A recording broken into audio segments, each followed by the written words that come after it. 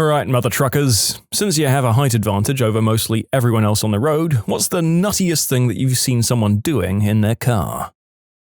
A lot of racy stuff. Pretty much you name it, I've seen it. For non-adult content, there's a lot of bathroom stuff. Bathrooms can be hard to find in some areas, so it's somewhat understandable, but occasionally you get a surprise. The common thing is a guy just peeing in a bottle. But I've also seen a young woman, the driver, stop her car on a very slowly moving on-ramp, it was like 1 mile per hour due to heavy congestion on the highways it was merging to, get out, drop her pants to her ankles, and go number 1 on the on-ramp with hundreds of people watching.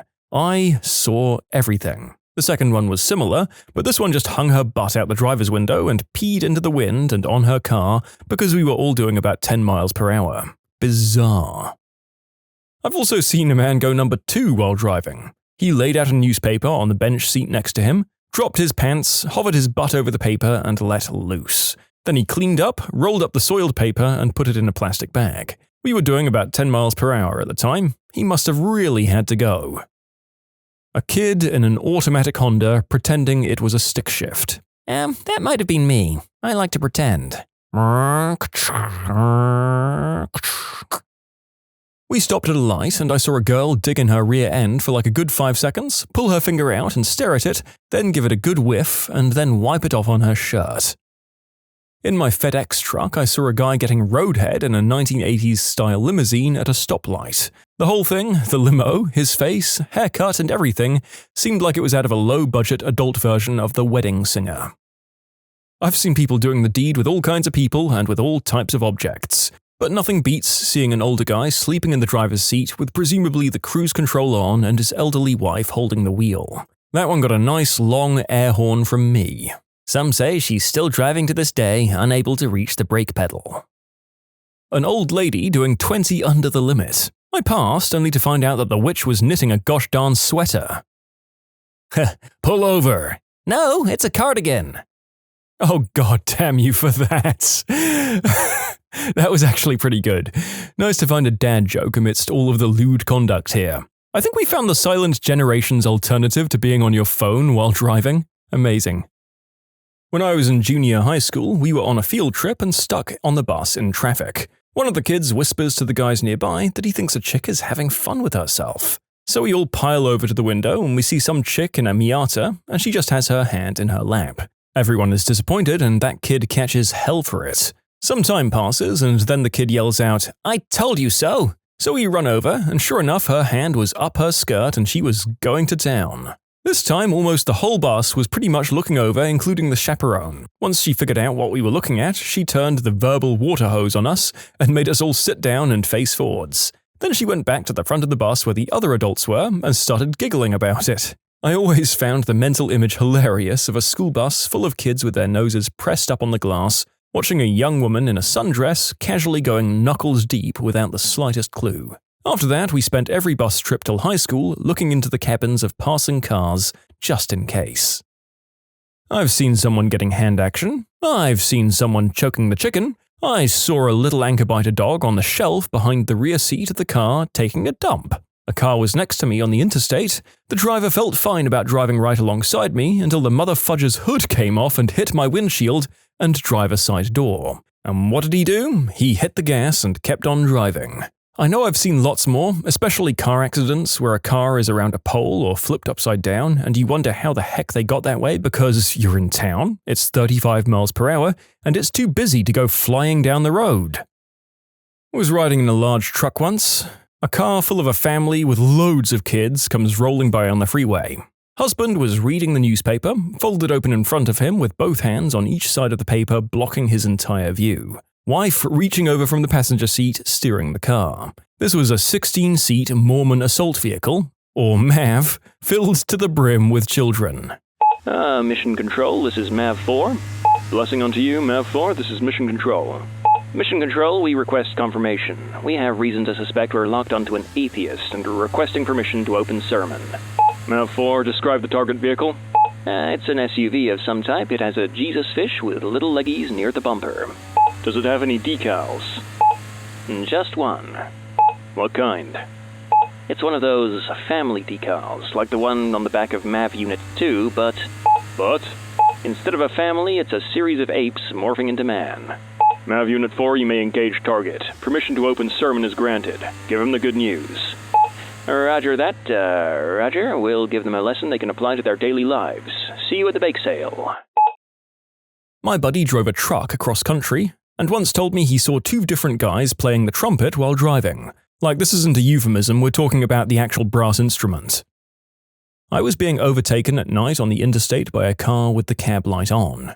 Glanced down to see the driver and passenger using sign language. Apparently, deaf people can't communicate in the dark. Who knew? I once drove by an elderly man in a chauffeur's suit driving a Chrysler LeBaron. In the back was a teenager in a tuxedo and a completely undressed elderly woman. I don't know what the F was going on, but it reinforced my opinion that LeBarons are the creepiest vehicle on the road. On another note, I frequently see people doing white snow or whacking the mule. I'm not a trucker, but my uncle is. Once he was driving through a residential area, this was in Germany, and saw over a tall fence a woman in her garden with no underoos under her very short dressing gown. As she bent over to pick something up, he forgot to turn his head back to the road and bumped into a car stopped at a traffic light. No injuries, but the car driver was pretty mad. Also, for me, the best part of the story is that when the cops showed up, he told them everything, and they went to ask the woman if she was really half undressed in her garden. Well, if we don't include the naughty adult stuff, then there was an open briefcase on this one passenger's seat, tablet on the wheel, phone in hand, paperwork everywhere, whilst overtaking me doing 40 to 45 on the A40 into London. Then there's the guy who turned 180 degrees, talking to and shouting at kids in the rear seat while overtaking me doing 56 on the motorway. There's changing clothes while driving, people who played keyboards on their lap, and if we do include the naughty adult stuff, well, numerous roadhead sightings. A couple doing the deed on the passenger seat while someone else is driving. A transvestite drives around the North Circle in London at night, undressed from the waist down, getting the old tickle pickled from the passenger while driving around the Marble Arch. The naughty ones really come and go in waves. You'll see nothing for months, and then lots of sightings, one after the other. Some areas of the UK it's more common than others. Non-naughty ones are getting more common. People are just getting stupider, I guess. If I drove the same truck every day, I'd fit a second dashcam on my side window. Unfortunately, I drive fleet motors and change all the time. I used to be a FedEx driver, so not quite an 18-wheeler truck, but I was still high up in my truck and could see down into other people's cars pretty easily. One morning I'm heading out for the start of my route and I'm in morning rush hour traffic. I come to a stop at a red light, traffic stopped all around me. I glance out of my window, down at the car next to me, and what do I see? A guy eating a bowl of cereal at the wheel of his car. He was holding the bowl in his right hand and steering with his left. When traffic came to a stop, he'd grab the spoon with his left hand and furiously shovel spoonfuls of cereal into his mouth, then go back to steering when the traffic started moving again. I can't believe how many replies I'm getting from people saying that they eat cereal while they drive as well. You people are crazy. Yeah, this is insane. I honestly just thought it was Glenn Howerton and his alter ego Dennis Reynolds who did this, but I did indeed check through the replies to this gentleman's comment, and the literal hundreds of people who eat cereal, and by extrapolation the thousands who do it who don't write online, is absolutely absurd. What are we doing as a species? Driving on northbound I-5 one morning, I glanced over to see a guy flogging his dolphin on his morning commute. Full-on roughen up the suspect, while adult movies played on his phone. And now, of course, my most read comment on the internet is now about some guy twerking his gherkin. Riding through Wisconsin one day, sitting in construction traffic on the I-90, looked to my left to see a woman slouched down with her dress pulled up. She was jiggling mad hard, like gyrating and stuff. When she realized that I was matching speed soon after she finished, she leaned over to me, gave a nervous smile and wave, and tried to get away after I gave her 2 thumbs up. But we were in 2-lane construction traffic. Looks, 6 out of 10. Skill, 10 out of 10. Bonus, she started again 10 minutes later and gave me the bird as she got in front of me. Nobody has ever believed that one. I live in Wisconsin too, and people do some weird stuff while driving. One time on the Beltline in Madison, I saw a girl FaceTiming her girlfriend while driving. The girl's hoo-ha was all up on that little iPhone screen. Once she noticed myself, my girlfriend, and my girlfriend's 2 cousins gawking and laughing amongst ourselves, she flipped the bird and sped off away from us. Not a trucker, but I work in a school, and on the way back from a field trip, a kid pointed out to the whole school bus that the guy in the car next to us at the red light was lighting up a bowl. He looked up at the school bus full of children and then took another hit. You can submit your own stories to be featured here on the channel. The story submission link is in the description below, and if you want to listen to some vibey music in the background, check out easymode, also linked below, and subscribe. Mine's not as exciting, but I saw a lady with her chest bared. She was changing her clothes, no bra, and gave absolutely no Fs about it. We made eye contact, and I gave her a thumbs up. Helicopter pilot here. You truckers are very filthy boys. SR-71 pilot here. You helicopter pilots are very filthy boys as well. International Space Station resident here. Some of the things I've seen you SR-71 pilots getting up to is disgusting.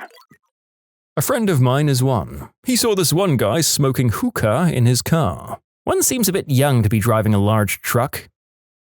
I saw a guy doing blow off his dashboard while driving down the freeway. Now, I'm not a trucker, but my father is, and from the ages of 9 to 13 years old, I spent 8 weeks every summer trucking coast to coast with him on the road. And there is no better or worse place to learn about humanity, doing the deed, and how frickin' dangerous it is to drive. We saw everything from mouth stuff to hand stuff to all out doing it, which when you're 12 means you spend a lot of time going back to the bunk hoping your dad doesn't realize you're tickling yourself to the idea of what you just saw. We also saw people doing all variety of activities from eating to reading a book to putting on makeup.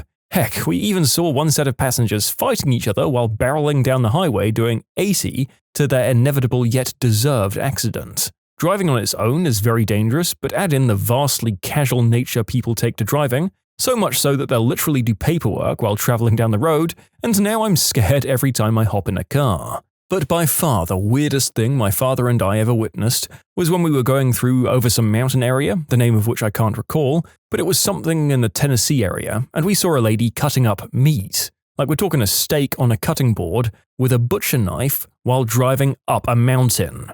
It was really surreal and bizarre because it was one of those things that was so far from the norm that we didn't realize it would be something we could see. Like we didn't know it was something we didn't know, right? It may seem mundane, but it really stuck with me, and I can recall like every detail about it some 10 years later. I did the deed while driving down a highway in North Carolina. I waited until nobody was around, and she climbed into my lap in a reverse cowgirl position so that she could grab the wheel if needed. Just as I'm starting to bop her head against the visor, a truck merges onto the highway beside us. We were in plain sight. I made eye contact with the trucker for a brief second, and he just gawked. I looked away and let him pass. No one arrived, if you know what I mean. Doing it that way is hard. I hope that trucker mentions me coming up. Okay, more insight from someone who isn't actually a trucker, but when I was in college, I was a call FF and EMT. While driving back to the house one night after a run to the hospital, we noticed a car going conspicuously slow on the highway. Naturally, I slowed the ambulance down when we got next to him. What we saw was a young man with hands on 10 and 2 and his eyes straight ahead, getting his rooster absolutely devoured by a blonde girl whose face I never saw. He looked over at us with this goofy look on his face, so my partner and I gave him the obligatory thumbs up. He took the 10 hand off, returned us a thumbs up, and went back to driving. After a minute or two of cracking up, we sped away. I once saw an entire highway of people driving to Detroit. To Detroit! Can you imagine? One time I saw someone with both hands on the wheel, not texting or talking on a cell phone, paying attention to the road. They weren't even cursing or flipping anybody off. It was just weird.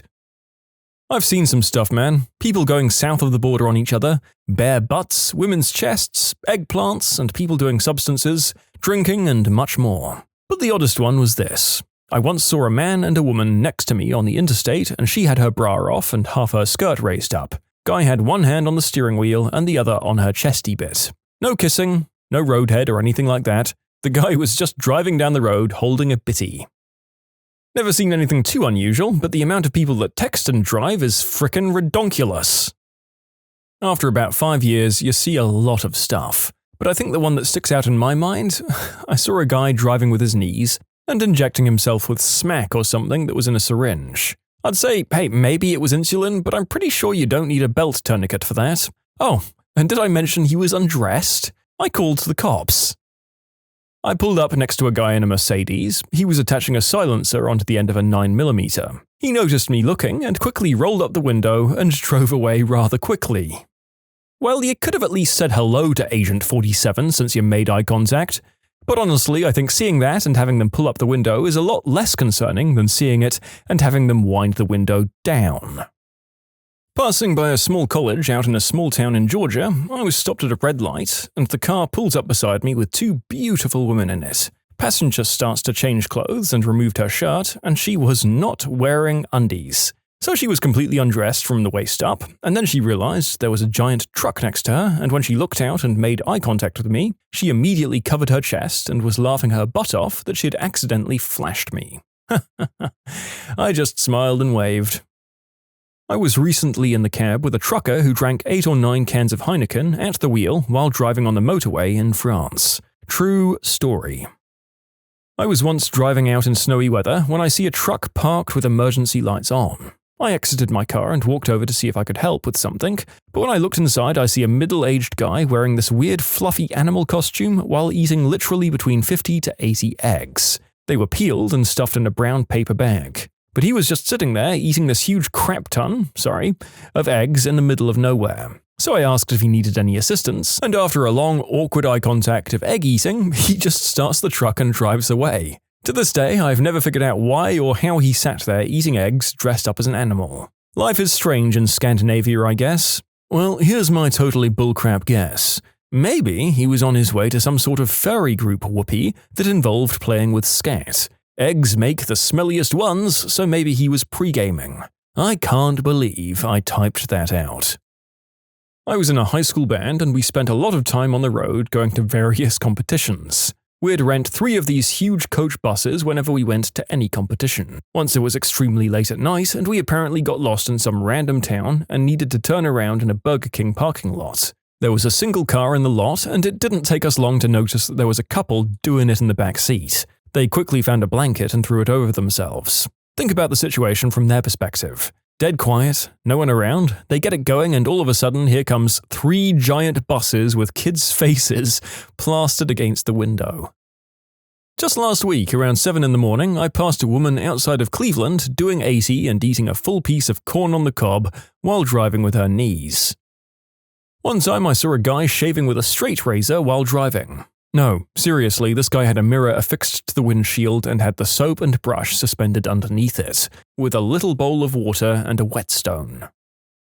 My regular run is from northeast to east LA, so roughly 18,000 miles a month. I've seen people whacking the mule, drinking, changing clothes, peeing in bottles, but the one that always sticks out was in Texas. She was obviously drunk and still drinking while driving with a revolver on her dashboard. I slowed down, got her LIC plate, and called it in. One time I saw a guy with a goat in the back of his van, and he was singing into a carrot like a microphone between bites. I saw a guy playing a trombone while driving. It was the weirdest thing ever. I asked my daughter to take a picture for me, but she was only 7 at the time, and the results were not very clear. Weirdest thing I've noticed is that people in New Hampshire seem to all know how to drive. It really threw me through a loop the first time driving up there. My brother was a truck driver, and he said the amount of girls driving, sitting with their legs crossed on the seat under them, on cruise control, was ridiculous. Nothing. I've seen nothing weird in 3 3/4 years of driving a big rig. Disappointed. I saw a dude getting some road action at 3 a.m. and we locked eyes. I gave him a thumbs up and he smiled and drove on. This whole video is just proof that we need self-driving cars, and we need them now. I live in southern Nevada, and I once saw 3 people in the front seat of a pickup truck light up a smack pipe in broad daylight and then get on the freeway. While in Afghanistan, I saw a trucker with a full blazing fire in his cab. The fire was about a foot high from what I could tell. I feel like people who ride public transport buses have the best view into cars. They're just slightly above most vehicles and don't have to pay attention to driving. Standing up on the express bus going down the highway is the best in car people watching. I love seeing people road rage. They have no idea how utterly insane they look. Haha, well now I'm absolutely going to do this. I doubt I'll even see 100th of the crazy crap we've read here today, but you never know. Not a trucker, but I saw a big pickup truck at a stoplight roll down the window and a plume of smoke roll out like it was out of a Stephen King novel. They were hotboxing the truck in traffic. Seeing as some people don't seem to understand what hotboxing is, they were smoking enough Mary J while driving that when they opened the window, the plumes of smoke rolled out. It was in fact the good herb because I was behind the person with my window down and the smoke rolled into my car a bit. Driving while you're that hazy is in fact illegal. Was driving in North Carolina and turned onto the road to see a girl mounted on a guy, both in the driver's seat. That looked hard. I doubt anyone finished. My dad saw a chick sitting in the passenger seat using a big old marital aid on herself. He tried to keep up with the car for as long as he could. Back in the 90s, I drove a truck in order to see the country. I was in Houston at about 3 in the morning, and out of the corner of my eye saw a guy pacing me. I looked over and the guy driving was looking straight at me, cranking it like he was churning butter. It was funny. He tried to get me to pull over, but that didn't happen. Which brat put you off having kids forever? Walked past that play area in the mall. The sound was deafening. I'm convinced that the boy who cried wolf was made because kids love to scream bloody murder for no reason. In 8th grade, I had to take care of a robot baby. The first night I had it, the damn thing woke me up at 2 a.m. screaming as loud as it could. My mum heard this and came into my room. All she sees is me cradling this robot, not knowing what to do and freaking out, basically crying myself. My mum takes the baby into her room and starts cradling it until she thinks to herself, "What the frick am I doing?" She then proceeds to wrap the baby in a series of blankets and puts it in her closet for the rest of the night. I myself would proceed to do this every night until the assignment was over. F that robot. That was 8 or 9 years ago and I still don't want any kids. Anytime a child throws a tantrum in public? Yeah, be a good parent. If a kid throws a tantrum, well, we're going home now. Easier if both parents are there in a restaurant. One takes the crappy child to the car, the other pays the bill and gets the food to go. In a mall or something, you just walk out. Kids eventually learn to shut up and get over it. When I had to ride in a car for 45 minutes with my little sister and a 5-year-old she was babysitting. For the entire ride, the kid screamed, pausing only to take a breath or giggle. It took 10 years, but I kept the promise I made that day and got sterilized. No regrets. All day, every day, I work as a teacher. There is a saying or proverb in Polish that you use to wish a misfortune on someone. I wish you to get to teach other people's children. I'm the youngest of a slew of co-workers in a small office. My biggest turn-off for having kids someday is them complaining or talking about them 24/7. If they're such a hassle, it really doesn't seem to be worth the time and money investment in raising them. One day, one of them said, "Oh, don't worry, when you have kids someday, they'll be all you talk about as well." Yep, screw that. Misery loves company, I guess. For the record, the narrator, after seeing the best and worst of these little monsters, still thinks they're worth a shot. But yeah, a lot of people just seem to really do nothing but complain about their kids. I remember my dad asking 8-year-old me if I wanted kids. My reply was, "No, because I don't want kids messing up my house like we mess up yours." When they scream. Fricking monsters. Anything larger than a cat should not be physically capable of making noises above 1 to 1200 Hz. At that point, that creature is a banshee from folklore and needs to be silenced. When I was doing one of those "what do you want to be when you grow up" things in school, and realized after someone asked why I never factored kids in there. As a girl, that's totally what you're supposed to do, right? I could never come up with an answer as to why I never factored having kids into that plan because, simply enough, I didn't want them.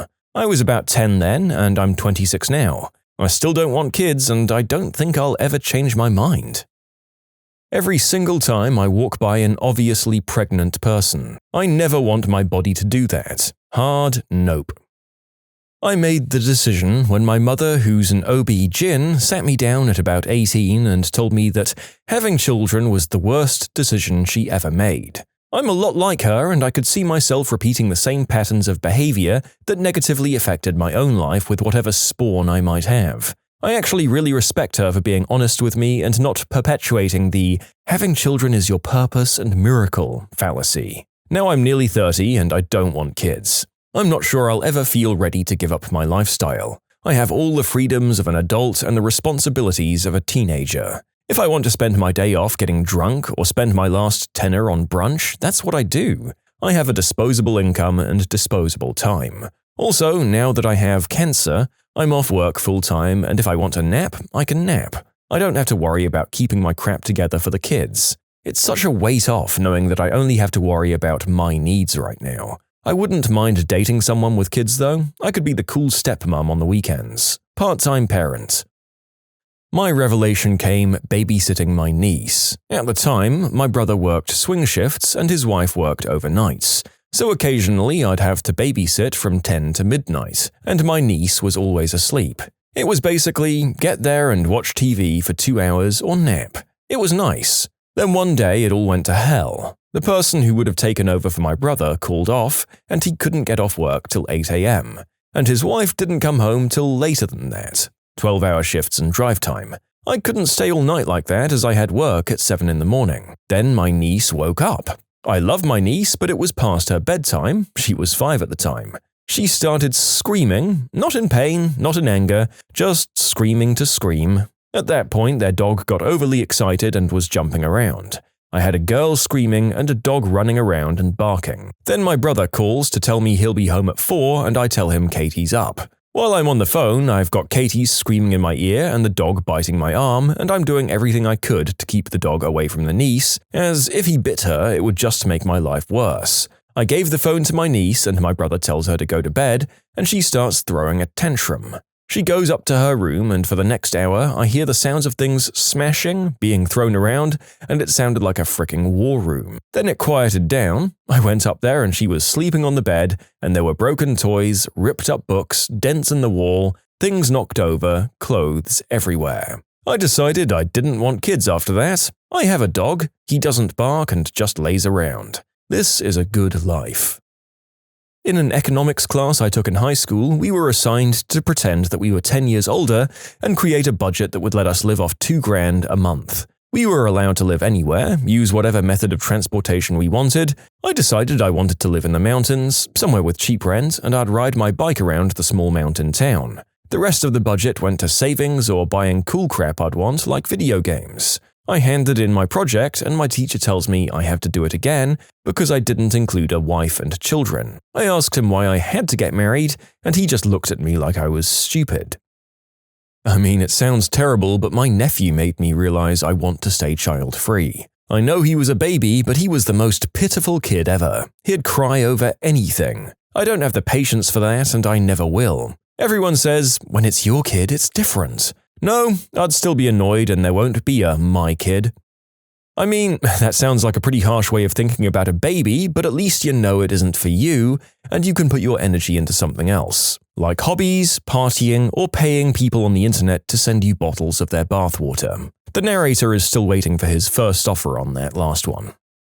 I'm a 23-year-old girl. I've had plenty of these. In fact, I can't recall ever having had an I want to have kids moment. I'll list the most trivial reasons first. I don't like the idea of enduring hours and hours of excruciating pain only to push a watermelon-sized object out of my hoo-ha and to have it begin to spew and crap all over me. I don't like the idea of postpartum depression or losing my figure. It's hard enough to keep my tummy tight, thank you. Or worse, of being obligated to never spend any of my money and time on myself, ever. Which is the sentiment I get from my friends who are mothers. They don't get a minute to themselves. But apparently they love it. They love being a mum. They have some sort of maternal instinct that I don't have. I guess that makes all of those things I listed seem like selfish reasons not to have a kid, and that's cool. I'm happy it means something for them, and I might even think their kids are cute in a passive sort of way, but the idea of having one myself is just not appealing. I worked in retail. Once when I used to be a cashier, I was ringing up a lady's stuff, and I remember being fairly sure something was seriously wrong with her kids, like they needed professional help. They were red-faced, screaming, and just saying the worst possible crap you could say. I don't remember what, as it was more than a year ago and I kind of blocked it out. She kept trying to discipline them at first, appropriately, telling them to knock it off and there'd be no TV when they got home, and she's taking their toys away, whatever. I could also tell she really wanted to just leave, get in the car, we're going home move. But she also really needed the stuff in the cart, mostly food for them, several $100s worth of it. She didn't have the energy to go through this again. At some point during the transaction, she just gave up. I could see it in her eyes. She just didn't care any more about shutting the little frickers up in this moment. I didn't blame her. She was tired. I'd never seen anyone that looked so tired, so listless. As she was trying to swipe her card, her 6-year-old grabbed it out of her hand, looks at her with vacant eyes, and throws it on the floor. She briefly went through the motion of trying again, and he climbed up on the cart and grabbed it again and threw it. They're all screaming like they're being kidnapped. Over the noise in the background, the deafening cacophony of these 3 inhumane creatures, she yelled an apology to me at the top of her lungs and tried once again to swipe her card. The kid knocked it out of her hand, and she burst into tears. Finally, when she managed to pay, she just turned around and left the store with the cart full of crap she brought these undeserving little brats because she had to, not because she wanted to. She looked so ashamed of herself. Not of them, but of herself. She didn't want to be there because she didn't want people to know how tired she was or the extent of what she puts up with. She didn't want people to know that the strength she had to swipe her card at the very end was the last iota of strength she had left in her at all. She cried silently as the little frickers continued to scream all the way out the door. I think that was the moment where I went from, I don't really want kids right now, to, I'm never having kids, not now, not ever. You can submit your own stories to be featured here on the channel. The story submission link is in the description below. And if you want to listen to some vibey music in the background, check out easymode, also linked below, and subscribe. I renew my vows literally every time my coworker complains of how little sleep or money or time he has. I just looked around and felt that the world already had a sufficiency of children. Why add another one when we are already well over the quota for population density in my area? Also, we don't make enough money to support a child the way I'd like to. Growing up poor was not pleasant for me, and I wouldn't want to make someone else do it. I'd rather save up and chip in for another promising kid's college who doesn't have the money than spend all that money doing financial stability for my own personal child. Just seeing how kids turn out. I feel like I'd be too hard on my kid. Well, not hard, I just want them to be a super good person and care about people in general. I have 2 friends. One babies his son to an extreme, so much you can see it's hurting the kid developmentally. The kid baby talks and can't do anything for himself and scream cries when the toilet flushes because he's terrified. The guy just coddles and babies this kid, and if anyone points out how behind the kid is, the guy says, "Sorry, I'm just being a good dad." Being up your kid's butt all the time babying him doesn't mean you're some super dad. Another guy I know had a little girl and they spoil her rotten, and she's selfish and expects everything handed to them. I'd just set way too high standards and I wouldn't be able to say, okay, they're just a kid. I've never had an I want to have kids moment. Since I was a kid myself, the idea of having them strongly repulsed me. When I found out what an episiotomy was, and then again when I heard there were degrees of tearing, don't Google 4th degree tears. Just don't. Because I know that if my kid pushed me too far, I'd resort to corporal punishment. Nothing I wouldn't want done to me, but that's still not really societally acceptable. Plus, they absorb a ton of time, money, and life. I don't have time for that. I wouldn't sacrifice what my parents did for a person like me. Well, I can't sympathize with being able to think I'd do that to a kid, but I guess it's better to know that and not have kids than not realize it until it's too late. My God. My long-term boyfriend told me he didn't want kids about 1.5 years ago, and for a couple of months I convinced myself he'd change his mind when we got a little older and more established. Then his cousin had a kid. I'll never forget waking up hungover as frick to that baby screaming bloody murder, neither parent there to take care of it. My boyfriend's cousin went to the store without warning either of us, and that poor kid needed a diaper change. I could barely pick him up without gagging from the smell, and I nearly strangled the cousin when he finally got back. Then I realized how drastically my life was going to change if and when I had kids. No more parties, no more vacations, especially once they were in school, no spending money on whatever I wanted. Call me selfish, I don't give a frick. Hearing the horror stories from multiple people about the little hellion my boyfriend was as a small child, And remembering what a jerk I was, starting from about 11 years old and continuing through my late teens, helped seal my resolve in the matter. As if all that wasn't enough, I briefly considered being a surrogate until I heard the gosh-awful birth stories from my mum and future mother-in-law. Tearing from my V to my A doesn't sound pleasant. Then I read some internet stories about childbirth and decided I didn't want to be a surrogate anymore. I wouldn't be a good mum, I'm not good with kids and they stress me out. I'm selfish and I would likely end up regretting having kids, which would make me feel like a terrible person. Plus, I love sleeping in, and I have a bad habit of being pretty mean if someone or something wakes me up before I want to get up. Like I said, I'm selfish and I don't give a frick. Now, anytime I'm around children or listen to my friends talk about life with children, I think to myself, F that S. When I finally realized how miserable having children would make me, it was like a huge weight was lifted off my chest. I felt so free, and I wouldn't change that feeling for anything. My little brother is about 12 years younger than me. I've learned firsthand from him. I discovered right this fricking minute. I've been taking care of my sister-in-law's granddaughter while her daughter is in the hospital for minor surgery. I regret every fricking second of it, and I detest myself for trying yet again to be a nice guy. First off, the sister-in-law is a horrible fricking witch, and I knew her daughter carried forth a lot of her mother's bullcrap characteristics, but my fricking god, this child, I fricking hate her. I never imagined I'd have hateful feelings for a 4-year-old, but I do. Unless some magical meteor falls out of the sky and strikes this beast on the head with some common fricking sense and manners, she's going nowhere in life.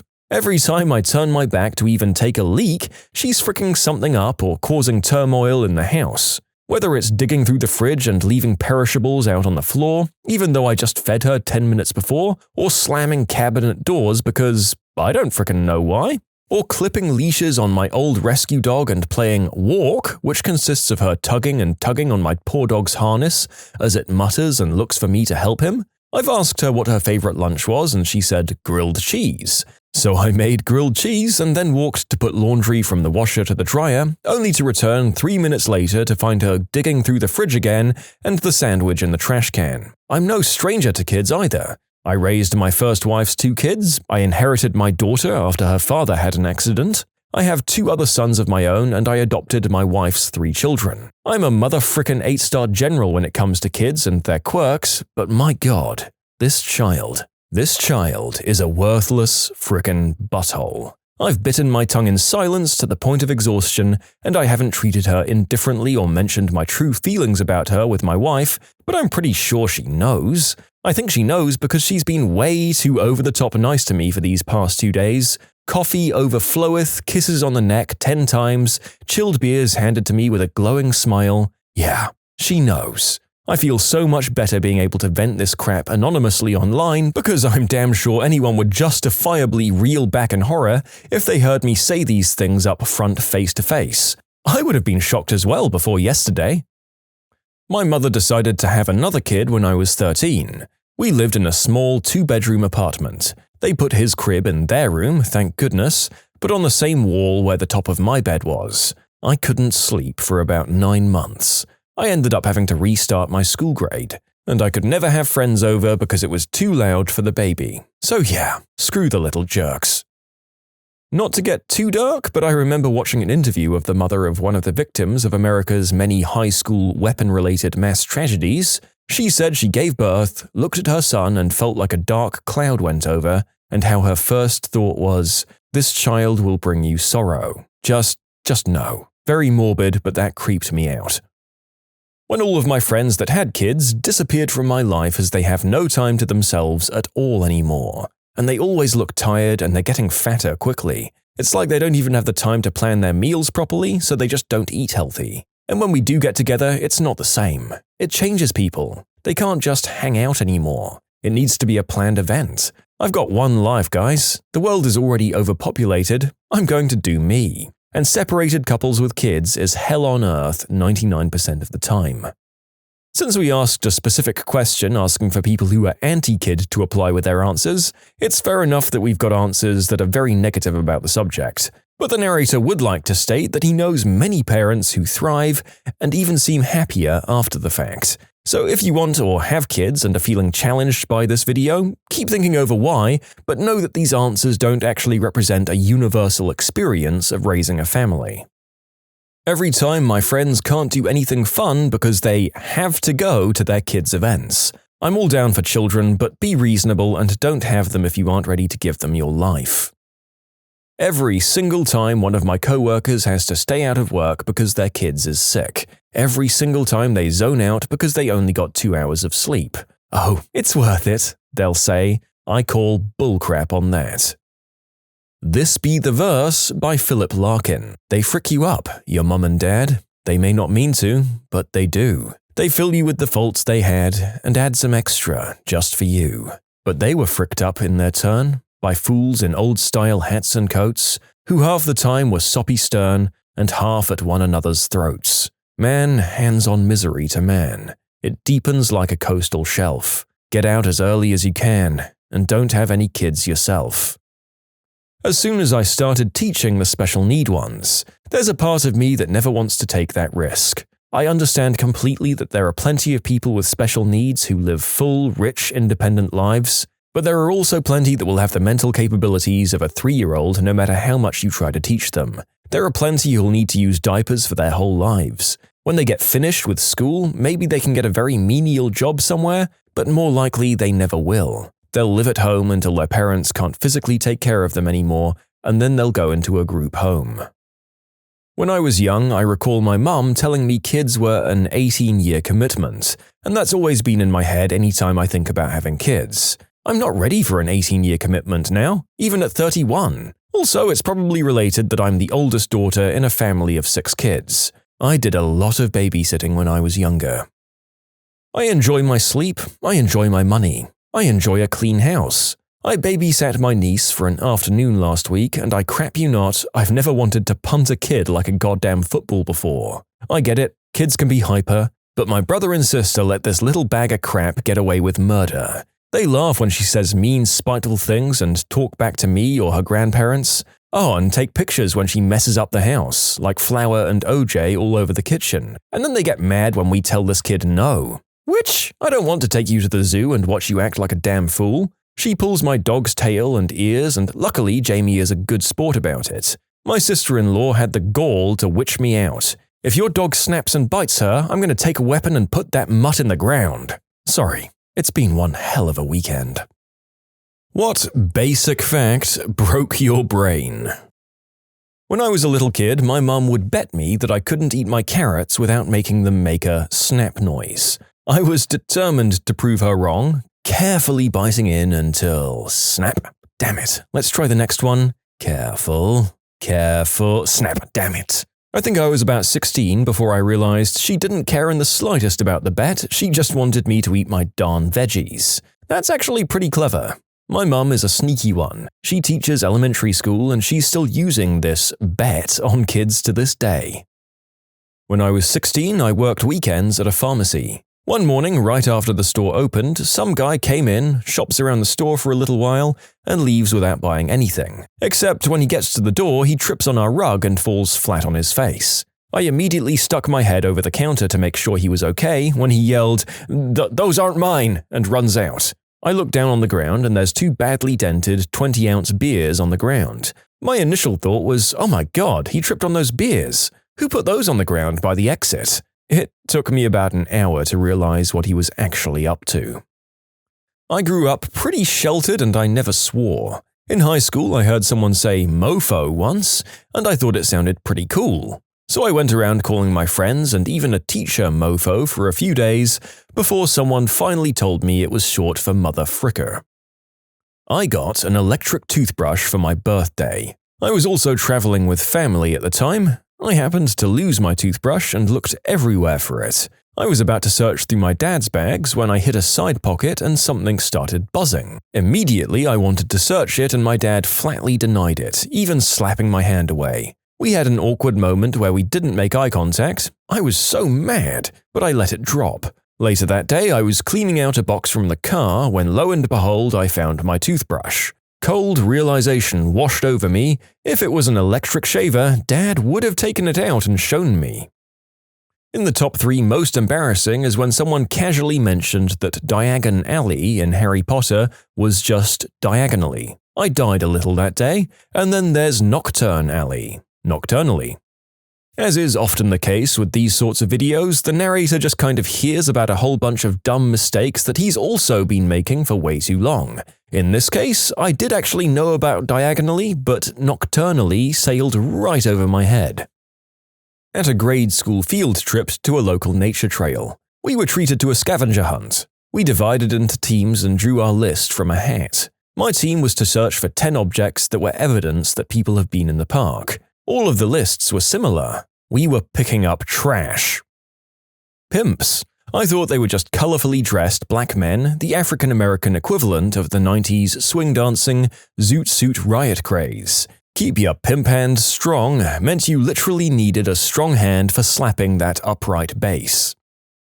For way too long, I wondered why we never heard about all the other units' code names, like from A0 to Z9. Why is it only the K9 unit? Oh. Mine would have to be the Scarecrow. I realized at 18 years old that it's called that because it scares crows. I realized that pitch black meant something was as dark as pitch, and I've helped my neighbors shingle roofs several times before.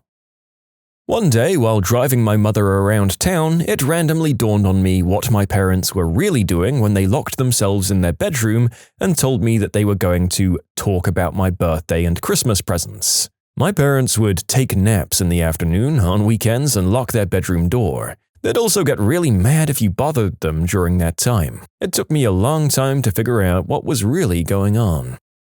Not me, but my husband. One evening we were out bowling with friends, and I took my purse to the bathroom with me. My husband was saying, "Why are you taking your purse to the bathroom? Don't you trust your friends?" While all of our female friends were giving him that look. After a while, it dawns on him why I might be taking the purse to the bathroom, and he says, "Oh, that's why Mom always got mad when I asked her that question when I was a kid. We were married, y'all. Definitely old enough to know better."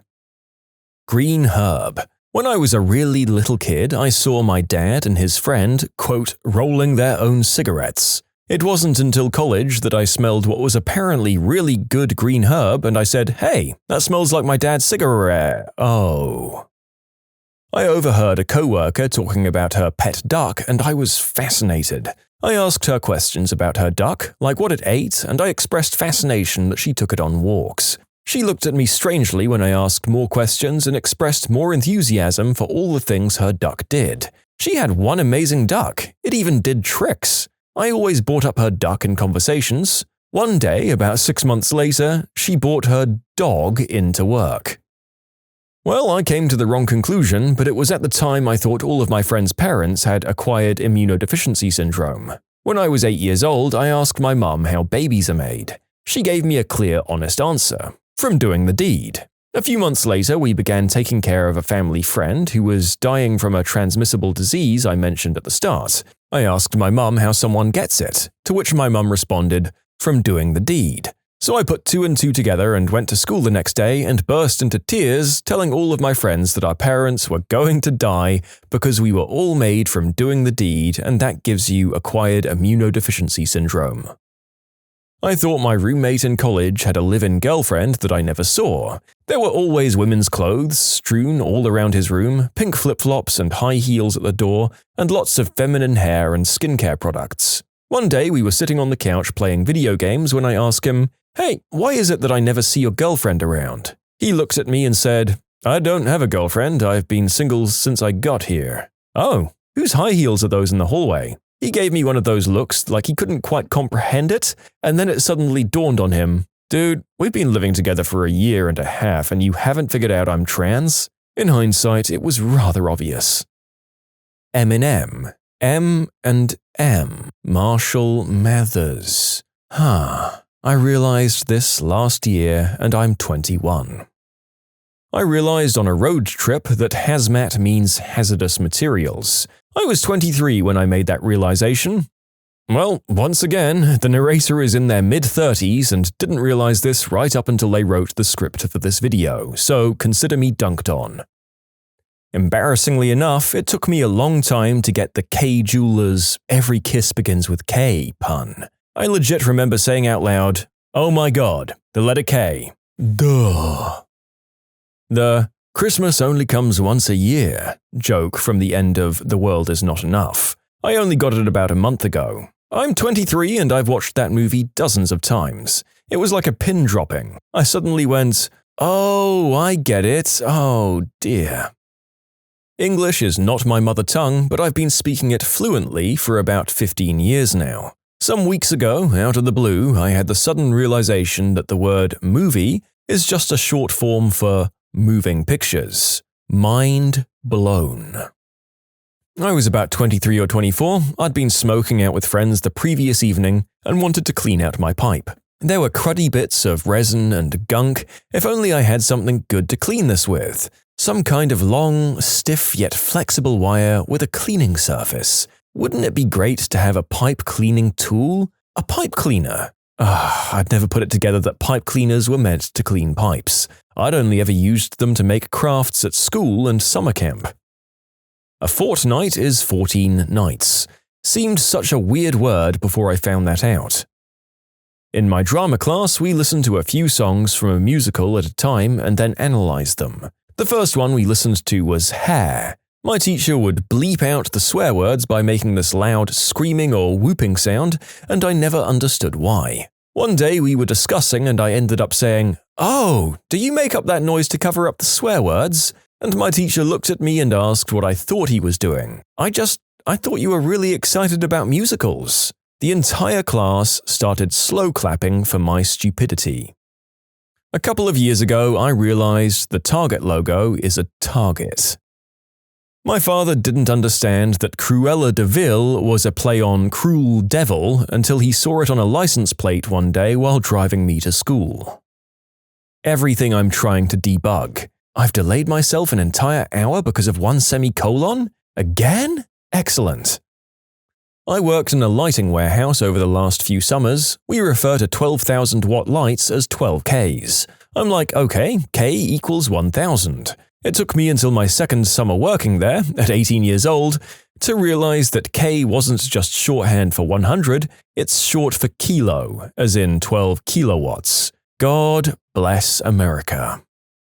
When I attended the West End show The Lion King, I genuinely expected there to be giraffes, lions, hyenas, and other such animals on stage. My crestfallen disappointment swiftly turned to embarrassment as I'd already loudly raised certain logistical queries around this with other members of our party and people sat there in the theater. What happens if the hyenas get overexcited and just attack Timon and Pumbaa? When I realized, I sat very quietly for the duration of the show. I was 27. You can submit your own stories to be featured here on the channel. The story submission link is in the description below, and if you want to listen to some vibey music in the background, check out easymode, also linked below, and subscribe. I only recently realized that Iceland, the supermarket we have here in England, was called that because they mostly sold frozen food. One day when I was a kid, I realized that the word vitamins was a portmanteau for vital minerals. It was embarrassing because it totally isn't that. You're close though. Vitamins come from vital amines, and although not all vitamins are amines, they are all vital. My mum used to say things like, "We have to rush because your dad is an old fuddy-duddy and likes getting to places half an hour early." About 2 weeks ago, I booked a table for 7:30 and told the missus it was 7 so that we were only 5 minutes late. The penny dropped for me. My mum's friends would invite her to dinner and would always tell her to show up an hour to 90 minutes before so she'd actually be on time. "Oh yeah, come for dinner. We are eating at 5:30. Come at 5:30. The narrator has had partners where he's been tempted to pull this tactic before, but then he realized that if he ever got caught in the act, he could potentially be revealed as having lied to his partner for multiple years. Whether or not it was for a valid reason probably wouldn't factor into things. Breakfast is called breakfast because it's when you break your fast. I was 28 and like many people, I realized it from Game of Thrones. Patrick Starr is so stupid because he literally lives under a rock. It took me a while to realize it was called afternoon because it took place after noon. Wait till you figure out the meaning of weekend. April of 2015, I called my parents. Happy anniversary, Mum and Dad. How many years is it? My mum says, 22. Wait, so you got married in April of 1993? Yes. I was born in August of 1993. Yes. So technically, I was in there? Yes. Anything else you want to share? Oh, I was married once before your father for 4 months. What? The first symbol in the Disney logo is just a fancy D. When I was a kid, I thought it was some crazy design, never challenged the idea until much later.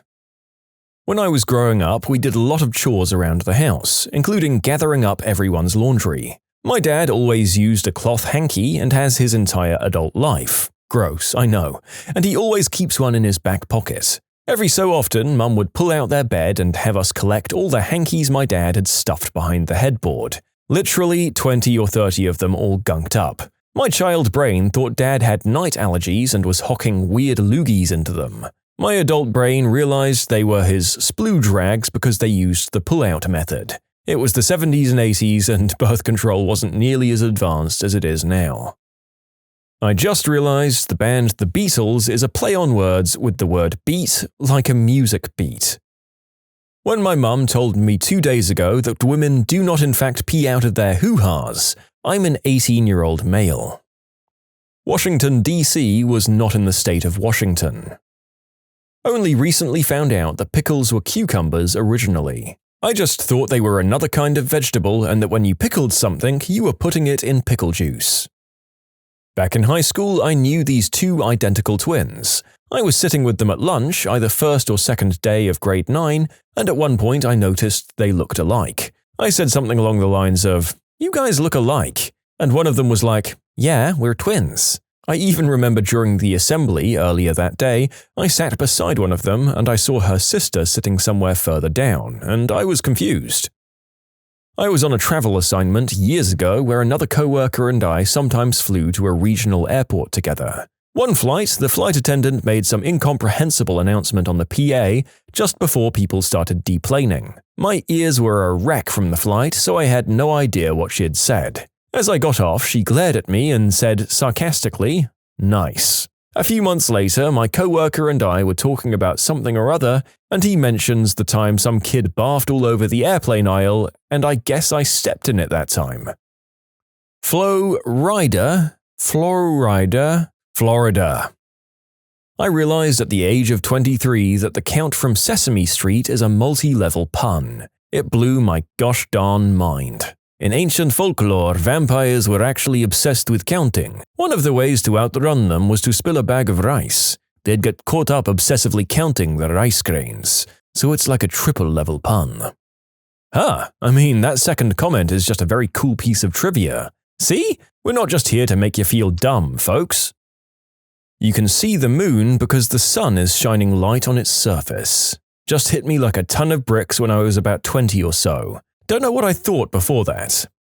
Some teacher failed at their job. Bill Nye was booed by a bunch of Christians for telling them that a year or so ago, so don't feel bad.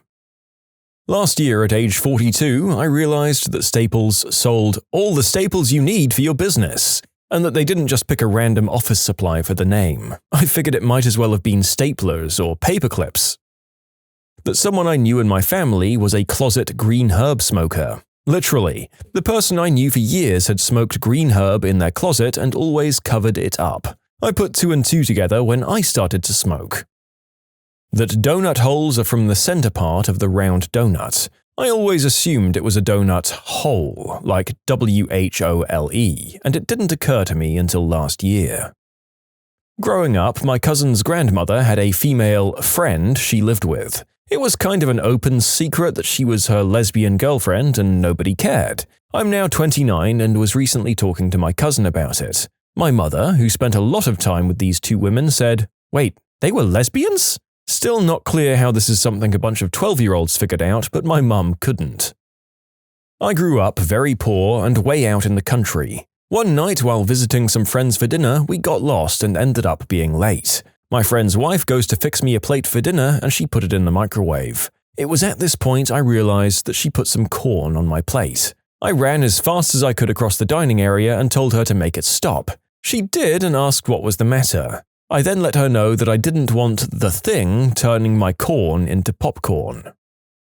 Sophomore year of college, it finally dawned on me that one of 3 off-campus apartment mates was gay when I came back earlier than he had expected one night and saw him on the sofa with another guy. He never gave any hints about his sexuality before then, but I put 2 and 2 together when it occurred to me that the only people he ever hung out with were males and that he had no typical straight interests.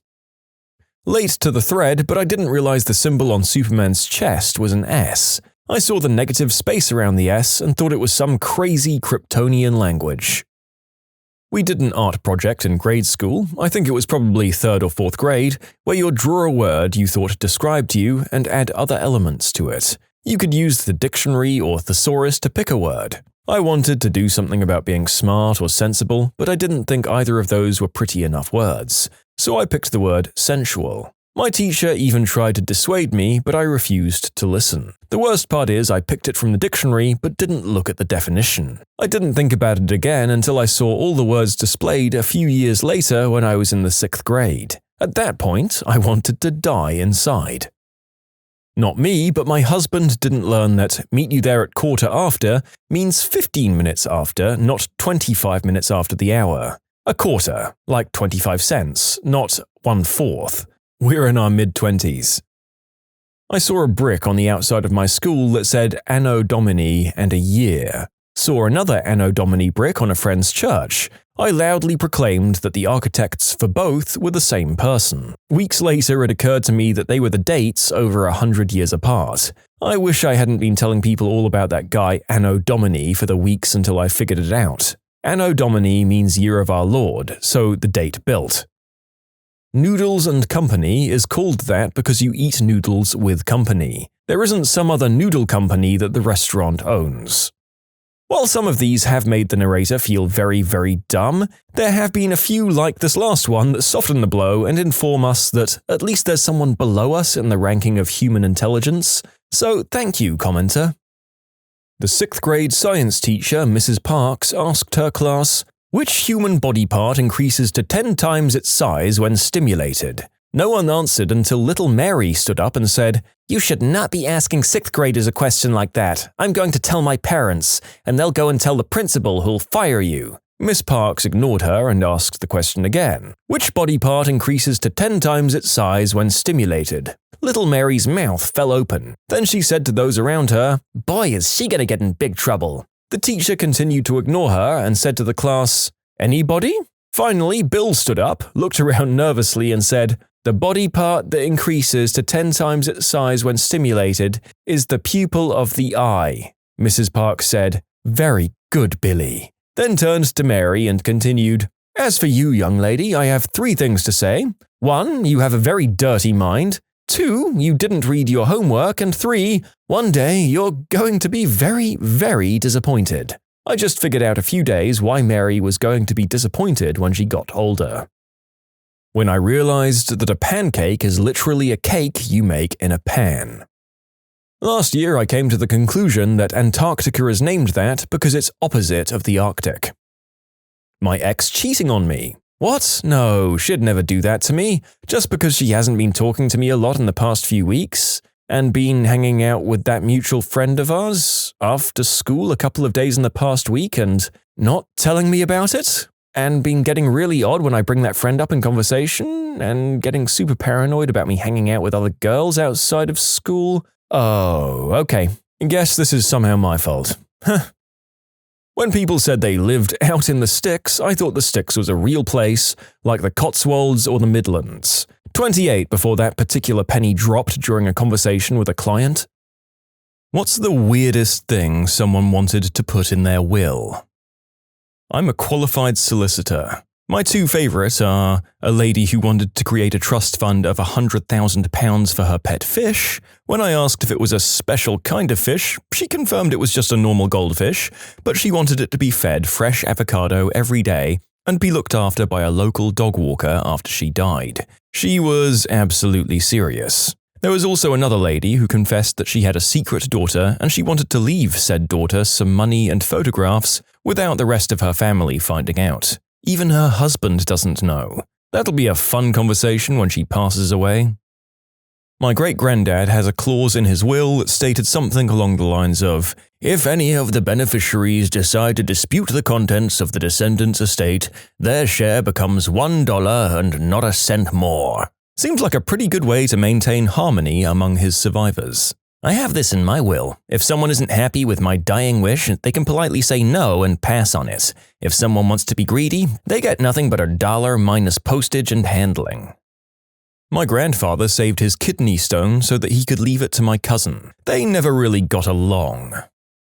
When my grandfather passed, his will asked that I clean out his shed and I alone do it. I found green herb seeds, old-timey film reel-style adult films of undressed women, which was hilarious, and a bunch of other unsavory paraphernalia. 50s flick knives as well. So it's a bit like clearing his browser history for him, but cooler.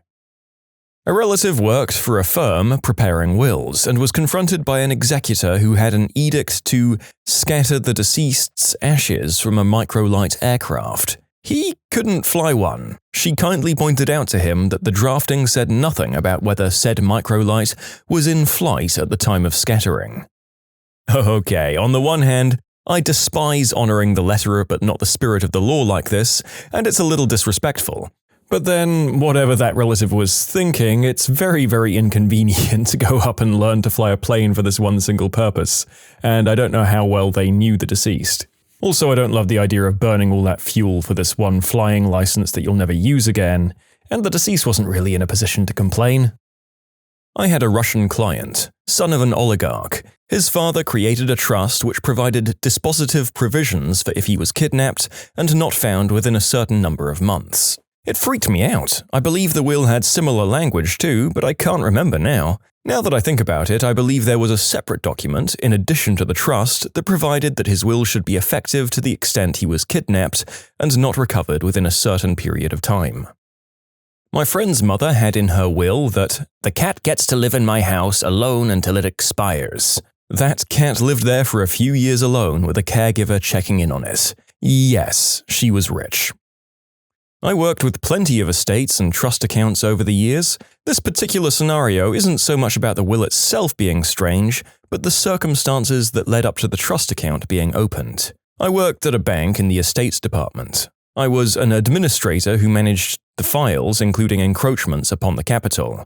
Like, I want to take out some money now, please. I had this one account, multi-million-dollar trust for one single beneficiary, the son of the deceased. What's interesting is that the son killed the parents with a hammer in a grotesque and brutal fashion. He pled insanity. He'd call once a year from the penitentiary or mental hospital requesting $50 for commissary, like, to buy chips and gum. The call was always very strange. He was very polite and sounded very medicated. The quality of the call was always very tinny, like he was far away from the phone.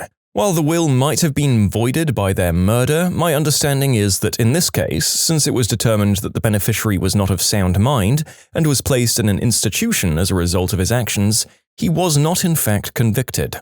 Thus, the terms of the trust would hold true. Had he been deemed guilty and of sound mind, the trust definitely would have been voided.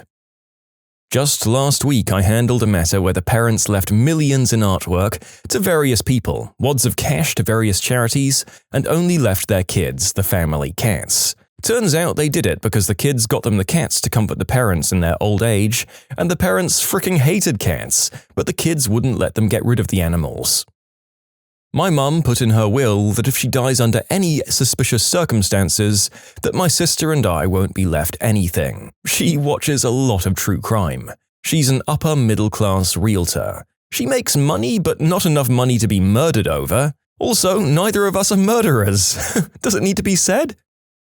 This one isn't necessarily crazy, just an interesting glimpse into the mind of a kind old woman in her 90s. My aunt and uncle, both were more like parents and incredibly beautiful people, passed away within a few weeks of one another. When my uncle became ill, the aunt tried to work on a will with her long-term lawyer, but she was just kind of old and out of it. Her main concern the entire time was small knickknacks like a jar of pennies she wanted a distant cousin to have, or a used jacket from the 70s she bequeathed to a sister-in-law. It was quite touching how much time she actually spent considering each item and who would get it. Most of the items were used and didn't really hold any sentimental value. She just wanted them to go to good homes. When she passed away, everyone knew exactly who was getting each odd item. The real kicker is when the lawyer told the primary beneficiaries that she never actually got around to the bigger assets and all that jazz.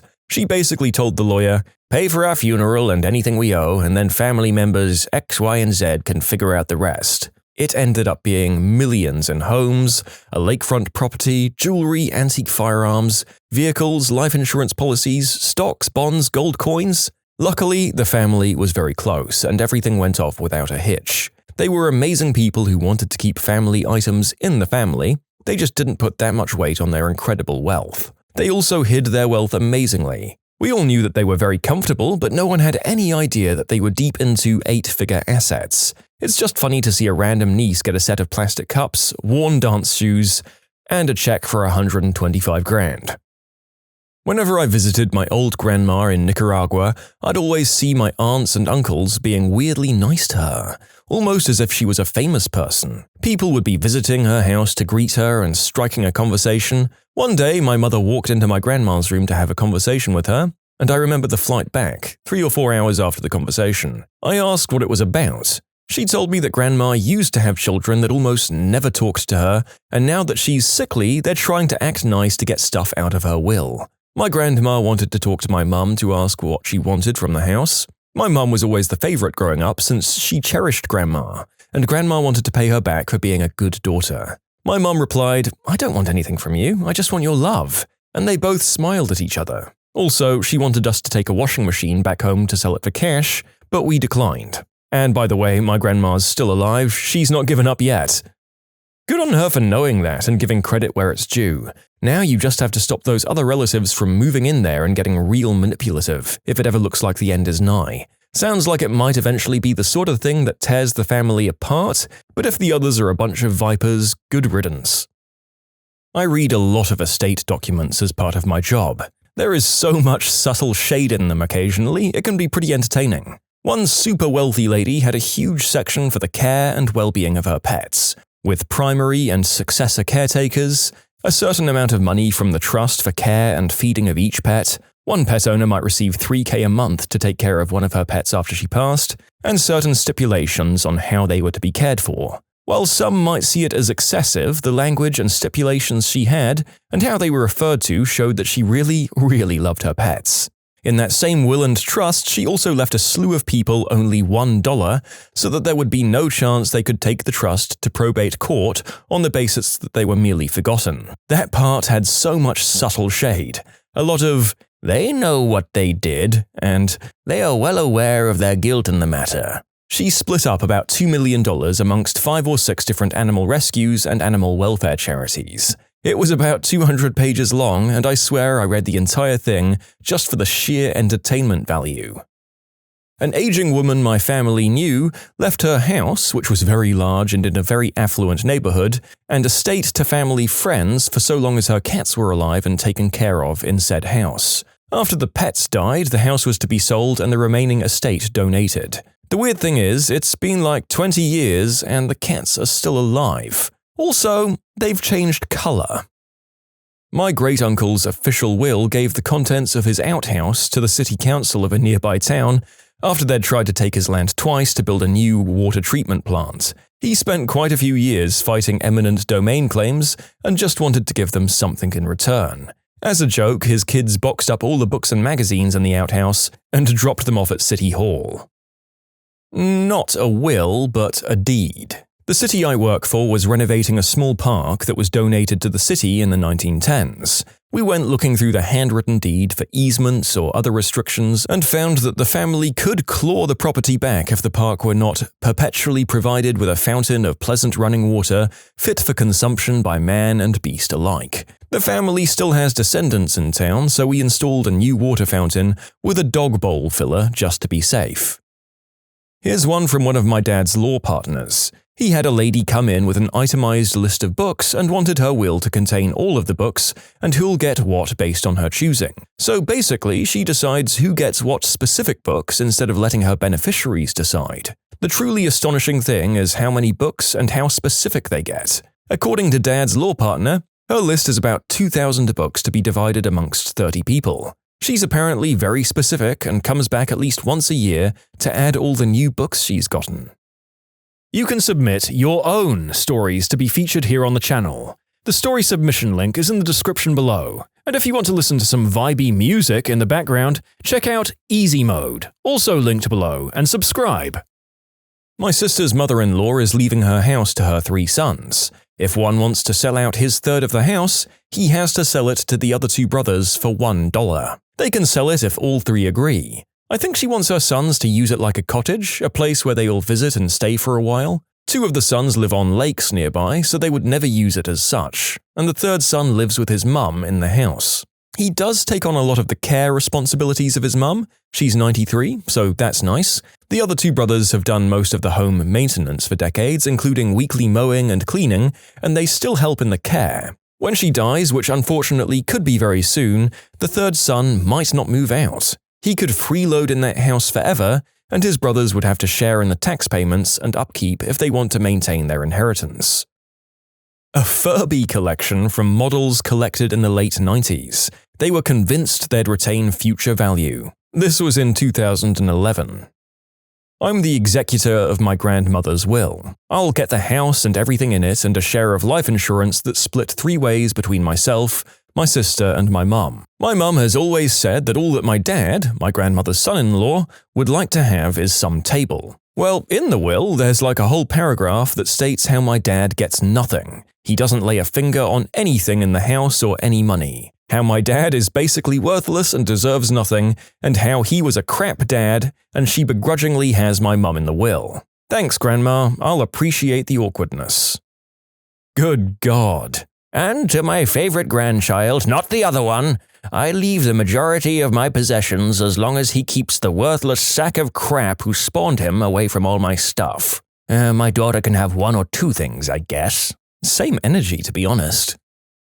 My grandpa gave me all of his tools, which sounds dumb, but we're in the same trade, and it was a real life changer. It included a lift and his old shop truck, so I pretty much got everything to start my own shop, apart from the building. Also, a pretty good chunk of change and his dog Tanner, as long as I made sure his live-in girlfriend at the time got nothing at all, and I told my uncle he was fat and his wife was going to leave him if she couldn't find his pecker. There was literally a script inside the will. It all went smoothly, and my uncle lost weight, and Janice is a jerk, and it turned out Tanner is kind of a jerk too, but it's okay, because my grandpa was kind of a jerk. A good one, but still sort of a jerk. They have the same mustache and eyebrows now, so I come home from work every now and again and get stared down by my grandpa while I go number 2.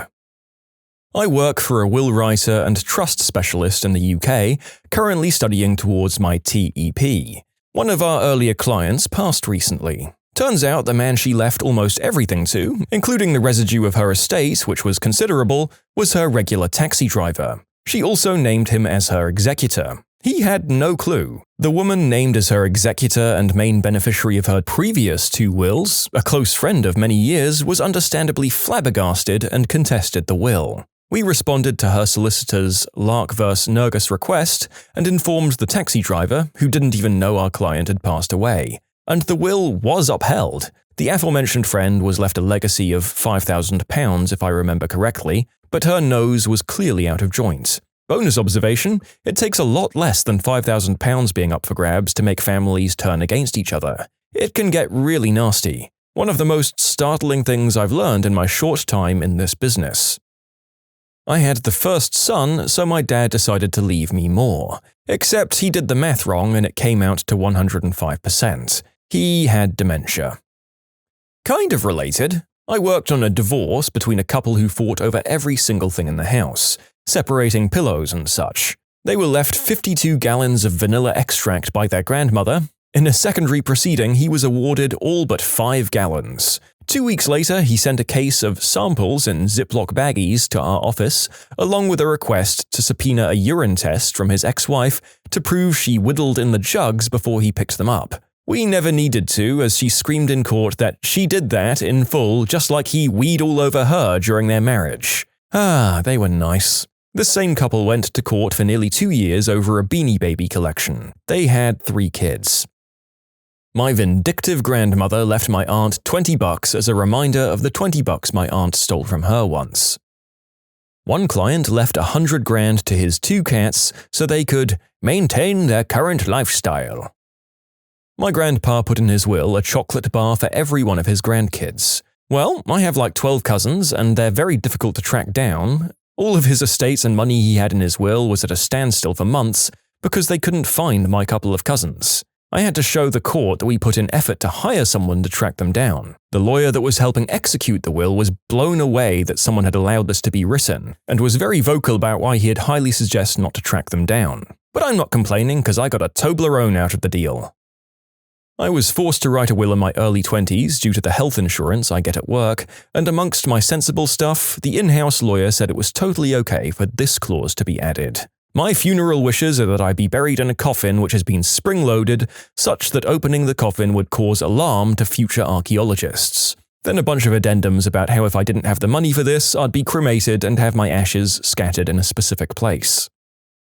I was always curious if I could request that my head be removed from my body before burial in the case of a zombie outbreak so I'd do minimal damage to future generations. My old landlord took 2 years to boot me out because her mother who owned the place died and she just wanted to sell the place. But her mother's carer said the mother verbally promised the house to her. Even though it was not written in the will, it still took 2 years of fighting in court to clear things up. No, the carer didn't get it in the end, even after all the appeals. In my mum's will, which I've seen, she's left me the kitchen table and chairs. She lives on a South Manchester council estate. My brother gets the sideboard.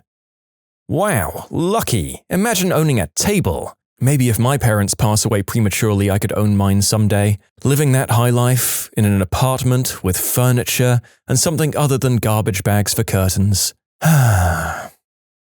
My great-grandmother left most of her money to a local donkey sanctuary? No ma'am, in order to bequeath something, you actually have to own it. My client wanted her ashes spread at the restaurant on the beach where she met her husband. That's really sweet. Not for everyone else getting Linda in their butthole, it isn't. I work in probate. The oddest thing I've seen in a will is to euthanize their beloved horse, have it cremated, and its ashes scattered with the deceased. Luckily for her horse, she named a horse that was already dead, so the one she got afterwards lived to see another farm. Me and a friend from middle school have an agreement that he gets $10 out of my estate. I also want all beneficiaries notified by a mysterious man in a dark suit, preferably on a dark rainy day. Lawyer here, probably the woman who wanted to gift the frozen splooge of her dead dog. Lots of people sending their friends and family on weird errands to spread their ashes, leaving money for people to take trips and spread them around the world with. Pet trusts are another fun one, leaving a whole whack of money in a trust to be used for the care of the pet during their life. However, my favorite ever, that I obviously didn't draft, was a lawyer who left the bulk of his estate, millions in today's dollars, to whatever Toronto area woman had the most children at a specific date some year in the future. I recall the winner had 10 kids. When a dad died, he set up financial installments, so as long as his daughter remains under a certain weight, dude was controlling her diet from beyond the grave. A famous case most law students read is of a mother who left a ton to her son, provided he married a Jewish woman. Well, he was already married to a non-Jewish woman. Big mess. My grandfather left me a buck. He had dementia and confused my dad ripping him off with me. He left the rest of the family between $100,000 and a few million each. They all said they felt horrible because they knew the details, but not horrible enough to give up any of their share. The way I see it is that it was never my money to begin with, so it's not a loss. I'm just glad my sister got $100K. She needed it more than any of those others. A good clause is always, for reasons known to them, which is will speak for, you've gone and messed up, jerk, I don't forgive you. In my own will, I've left my father the contents of my kitchen trash can at the time of my passing, for reasons known to him. He could very well outlive me. His side of the family lives forever, like reaching 100 or more isn't unheard of for them. I take after my mother's side, which has significant heart disease. I understand I could follow either, both, or neither, but I could also just get hit by a bus tomorrow and die unexpectedly. I figured it was the safest to actively disinherit him rather than stay silent and assume I'll outlive him. Worked with a client who wanted language that her cats would be euthanized and buried with her.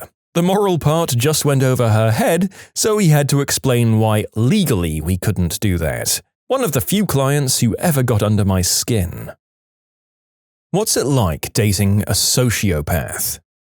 I had a friend who married one. There were no warning signs. From my perspective, he was genuinely a decent guy. Had a sales job, and I do sales, so we got along. Then it was seriously the night of the wedding he got really controlling. It was like a light switch flipped. They went on their honeymoon the next week, and she called me halfway through thinking she had made a mistake. She said he just picked at her for saying the wrong thing, and his idea of the future made her sound like a slave. I didn't think too much about it. A lot of people have fights on their honeymoon. She got pregnant like a month into it. Then he moved her back east so they could live with his mum, even though he was supposed to be making a lot of money. She quit calling me much after the wedding. I assumed it was a newlywed plus baby planning thing, so I didn't think too much about it. Then we noticeably drifted, and I didn't know until years later that it was because he got mad whenever she talked to other people. So yeah, he moved her out of state, got her pregnant, and had 2 other families on the side. She finally got out of it, messed her up for a long time. A friend of mine dated a diagnosed sociopath and said it was frustrating because there wasn't any logic behind her attraction to him. She realized he wasn't good to her, but she couldn't stop going back to him. She described him as both the best thing and worst thing in her life when she was with him. Oh, he was a classic, into animal torture and stuff like that. The way he got to talking endlessly about animal torture was by pretending he felt bad for it and looking for sympathy. Like, I can't believe I did that. I feel so bad. He kept mentioning it so much. He thought it was funny when me or the baby had pain. At one point, he told me that it was so long ago that by now, I should also think it was funny that he had gotten my blood and my pieces of flesh on him. He said that me having empathy was proof that I was mentally ill because empathy doesn't exist. You just learn in your teens that there's consequences for being bad to other people. He also said that nobody cares about women, they're like steak in the supermarket, and that when he saw a woman in the streets, he thought about committing the unspeakable act. He is incredibly charismatic, and the police said that I made a false report. He's still getting back at me for leaving through the legal system. My lord. If any of our viewers have ever dated someone like this, you have my deepest sympathy because it sounds truly horrific. And those of us who have yet to hit the sociopath in our dating lives can thank our lucky stars. Disclaimer, I am not nor have I ever been in a romantic relationship with my brother. I misread the post. However, I have lived with my sociopath brother and can relay why it would probably be a nightmare to date someone like him. He's my twin. Things happened when we were little, I couldn't have linked up then, but I most certainly do now. As twins, we obviously got 2 of everything. He'd destroy his, take mine and then say I destroyed mine to get his thing because it was better somehow. He hugged the family cat so hard it panted when he let it go. Every time. Once, he mysteriously found the cat with a broken leg and decided not to tell Mum. He was just constantly trying to cause chaos, pinning everyone in the house against each other. He'd start arguments, seemingly for the fun of it, and he'd always find a way to slip into the background while we screamed at each other. His worst offense was when he cut himself on the leg with a razor and told Mum and Dad I'd made him do it. My parents nearly got divorced because of him. Then they later got divorced for other reasons. He told me a while later that he lied about everything. He liked doing that, messing things up and only telling me. I was branded as a liar for most of my childhood and no one really trusted anything I said because of him, so he took all the more delight in confiding in me because he knew what it would do. He lives with my dad now and I haven't spoken to him in 4 years. But I do have a fun story if people ask who the evil twin is, I guess. I dated one and it was traumatizing. I felt like I was losing my mind from the casual cruelty and gaslighting. Took forever for me to trust obvious truths again, since he was so skilled at maliciously twisting them. 0.03 out of 10 I would not recommend. Yes, he admitted his diagnosis proudly, at least to me. He was very troubled. I was only with him 8 months, but those 8 months were the worst of my life. He seemed happy to discover I didn't have stable housing. He asked if I'd like to move in. I said no, so he started causing problems with the people I was crashing with. I didn't realize this until later that he was the one who got me kicked out. Once I had no choice but to stay with him, the hotels, or the streets, he laughed and said he's breaking his lease. Maybe if I'd done what he said faster, I'd be able to stay. But that I could sleep in his basement if I liked? He'd do weird crap like that. Make me wait outside of bars, his jobs, his friends' houses. It was this whole thing he'd make me do, especially if the weather was poor. When he drank, it was worse. I'd sleep in the bathroom if he was on the sauce to get away from him. If I didn't, he'd attack me when he blacked out. He's wanted for murder in another country now. No clue where he is, but I'll randomly get contacted by him. It's been years, but he still does it. All he says is, "I love you." Once he got into my email and changed my name to I love you. I know 100% that it's him. I've seen and been through a lot of messed up stuff in my life. It is what it is. But that man takes the frickin' cake for the most awful experiences in my entire life. There are people I meet or see on TV that have the exact look in their eyes or voice pattern as him, despite looking nothing like him. I avoid those people like the plague or sprint to turn the TV off when they appear. It's like they over-enunciate certain points of words yet have a monotone voice. The latter especially. It's like they're parroting a human and they're not actually one. One thing he always did was watch YouTube videos and practice in the mirror on how to look happy, sad, or concerned. It was insane. Everyone thought he was the greatest guy on earth. His mother tried to warn me that he'd kill me. It was messed up. Yes, I dated a narcissistic sociopath. It was terrible. It left permanent scars. It took time, but I now realize that everything was a lie. Well, his name was correct, but what he thought, felt, did, his plans and his history, I knew none of those things. He's a complete stranger and I never knew him at all. I'm doing fine now, although once in a while I'll stop and shake my head because I feel so goddamn dumb. I don't imagine that it's common for sociopaths to get diagnosed as such. They tend to live in denial. They don't think they have issues worth exploring. Yes, I dated one and it was the worst experience of my life. By the time it was over, multiple years, I had no idea who he was. That's what it was like.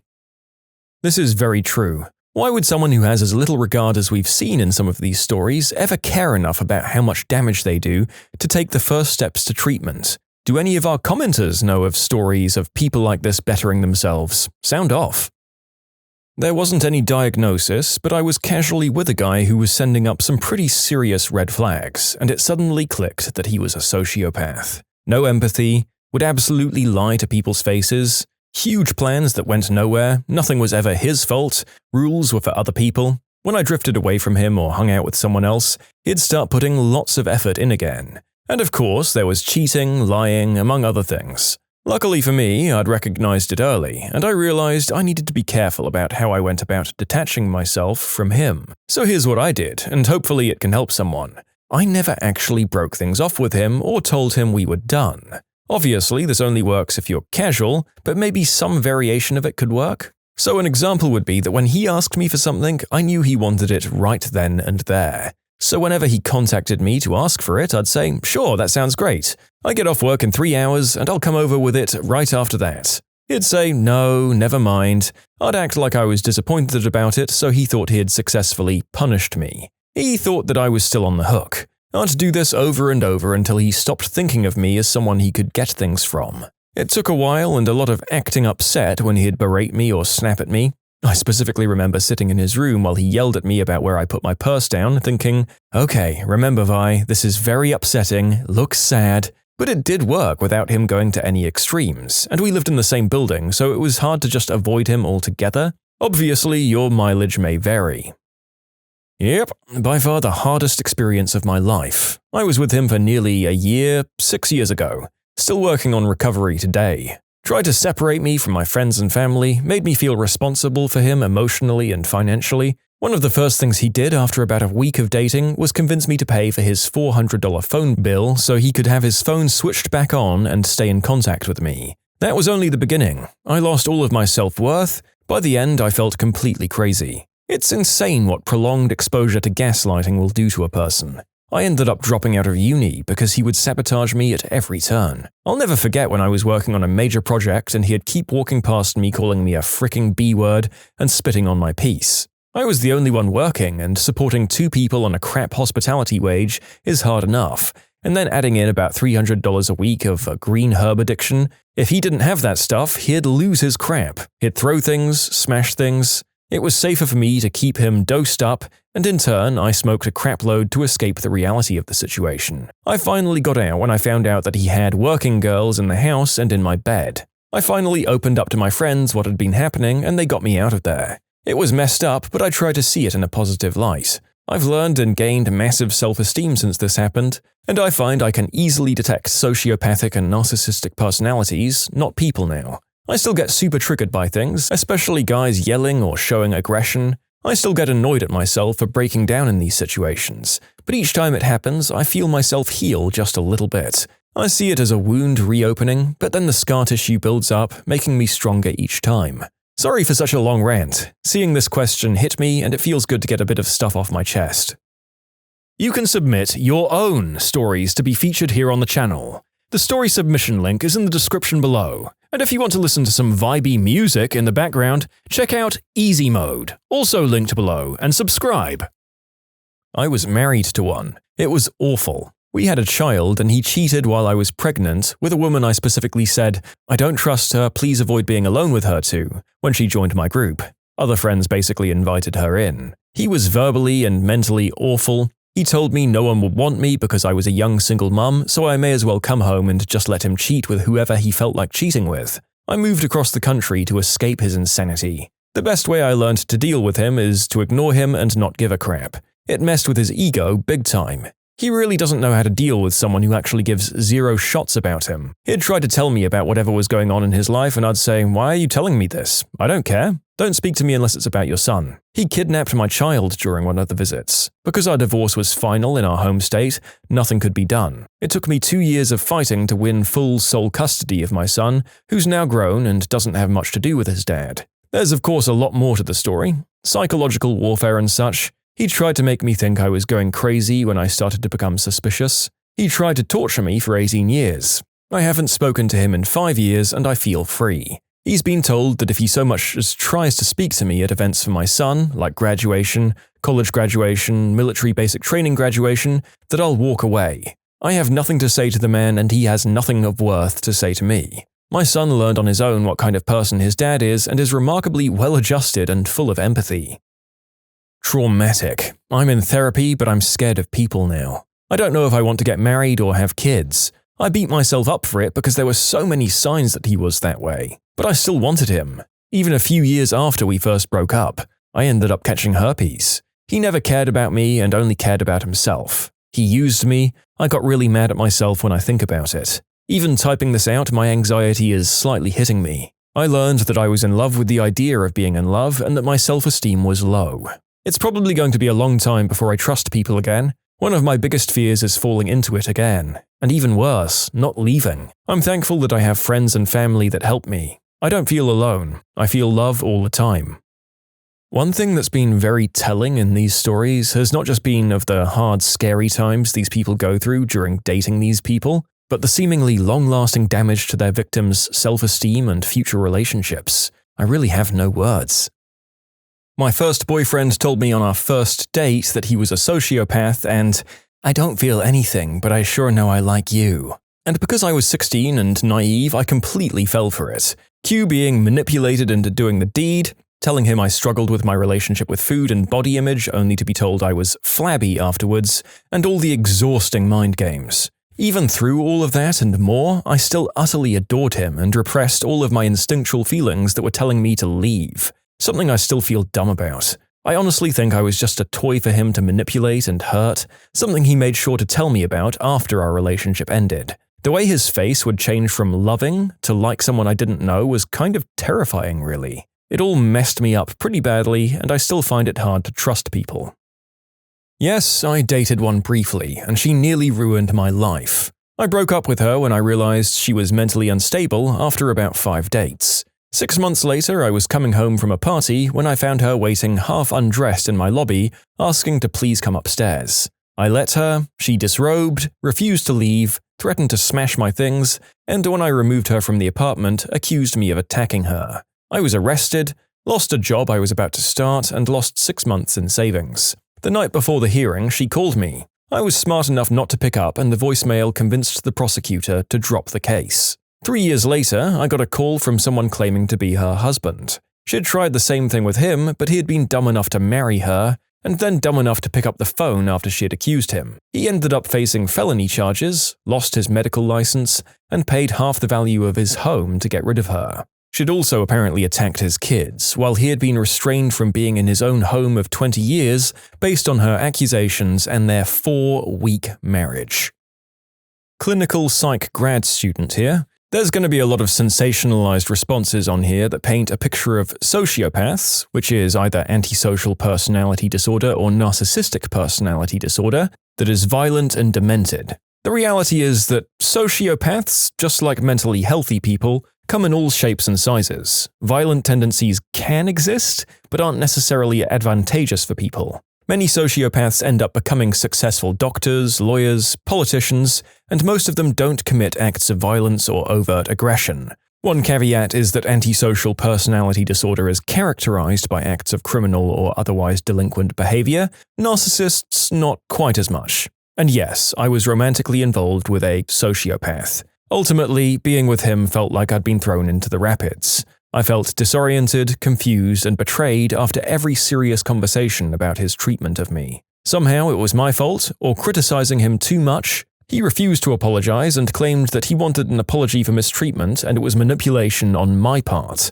I told him once that being with him felt like he was holding me by the throat over a great precipice. I didn't want to hold on to him, but if I let go, I feared that I'd fall. He had constructed a world around me in which my reality was no longer real, in which I was never the victim but the ungrateful charity case, and in which he constantly was inventing new ways to torment me psychologically and intimidate me physically. The tumult, the rapids, were ultimately a script of rapidly oscillating states of being. He'd apologize and promise that he'd change. He'd cry and beg for me not to leave him. If I tried to make him leave, he'd pivot to threats or demean me. Everything happened on his terms, even if it didn't seem that way. Outwardly, he appeared to be a patient, kind, and charismatic partner. He was conventionally attractive, intellectually gifted, and socially adored. His views on life were reasonable and measured, and his style of rhetoric is, to this day, one of the most engaging and convincing of anyone I'd ever known. The acts of cruelty and humiliation were rare at first,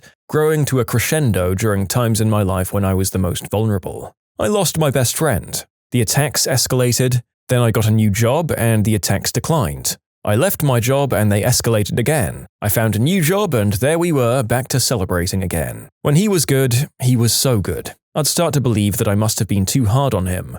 After all, things only got bad when I was already doing poorly, managing grief, loss, and depression. When I was succeeding, he was succeeding with me. So it seemed reasonable to me, for a while at least, that he was right when he said I was just projecting my inner turmoil onto him. I believed him for a while, but that mask just can't stay on. Eventually, things are too good for too long and he couldn't have that. He always needed to be one step ahead of me. He always needed to have the upper hand, and he always needed to use it to drag me to the edge of the abyss and hold me over while I desperately clutched and grabbed at the arm that held me, begging him not to let go. I now know that this is typical of narcissistic bad actors. I know that his moves were calculated and methodical. I know that he attacked me when I was already down because it was the easiest to manipulate my worldview during those times, and to create a dynamic in which I was so afraid to lose him amongst the other losses that I'd forgive him for whatever he'd done, even if what he'd done was slowly boring a hole into me, removing pieces of myself that I'd left defenseless to exploit. I know now that the true trap is the poison in the sugar. I know that it's the sweetness, the overtures when you're stronger that truly ensnare and contort. I know that it wasn't my fault. It had never been my fault. The red flags I'd seen from the start were warnings I should have heeded, not forgiven, and that in robbing me of myself, in repeatedly gaining and abusing my trust and affection, he was whittling me away from the inside out until I felt more like scattered debris of myself than an entire person capable of walking away when I first realized I had to. I tried to leave him 10 times. It took me 9 months after the attacks first started to get out. 6 after the first serious events started to unravel. I didn't think that sort of thing could happen to me because, well, I'd studied this sort of thing. I knew the signs academically. I was so certain I'd recognize them. I'm a strong, outspoken, and almost aggressively independent person, someone you'd think incapable of victimizing. But there it was. It happened to me. And in having it happen, I understand how truly insidious this kind of thing is. I understand why women can't or don't leave. I understand why I was so wrong to think that they were weak for not fighting or running away. If one of these people is smart, like my partner, they don't just break you down. It doesn't happen all at once. Instead, you become eroded. You're contorted and compromised so slowly that you don't realize what's happening until you've already been ensnared. He never had to lay a single hand on me to be the single worst experience of my entire life. He didn't have to hit me even once to make me afraid of him, alienated from my own body and distanced from my true sense of self. Beyond the obvious words of wisdom that I'm sure most people will impart in this thread, I'd just like to leave you with this, if you're still with me. I'll give you bitter pills and sugar coating. The pills are harmless, the poison is in the sugar. What made a Disneyland mascot break character? I worked the parade route from time to time, making sure kids didn't dart out in front of floats and such. People like me would often be playful with cast members along the parade route, winking and making silly faces.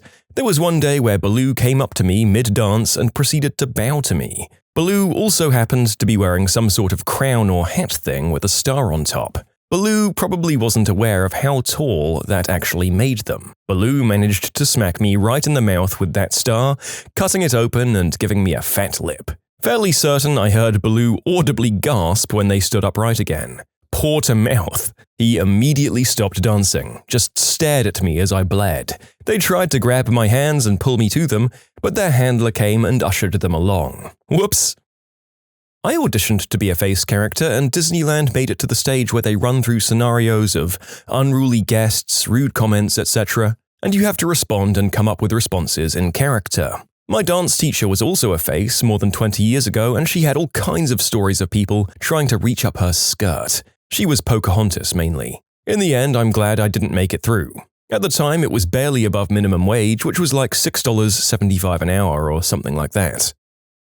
I chaperoned a gentleman with special needs to Disneyland as part of a group tour. When our group of special needs individuals met the characters, they were all absolutely incredible with our people. Minnie flirted with my friend I took, Merida flirted with me, but the best of all was Cruella de Vil. Normally, she insults who she takes pictures with. With us, she managed to stay in character but not say anything actually mean. She said to one guy with a cane, "Ah, I like your cane. You can use it to beat the little ones out of your way."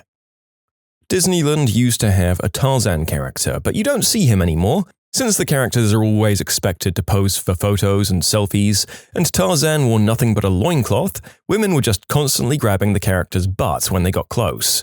So the park just quit that character. After some confirmation of the bad behavior, there are still some recent Tarzan sightings. It appears Disney paused the character and redesigned his loincloth costume into one more like a pair of shorts and a jungle vine sash. Apparently women are still grabby, but the costume department tried to make it a little less easy.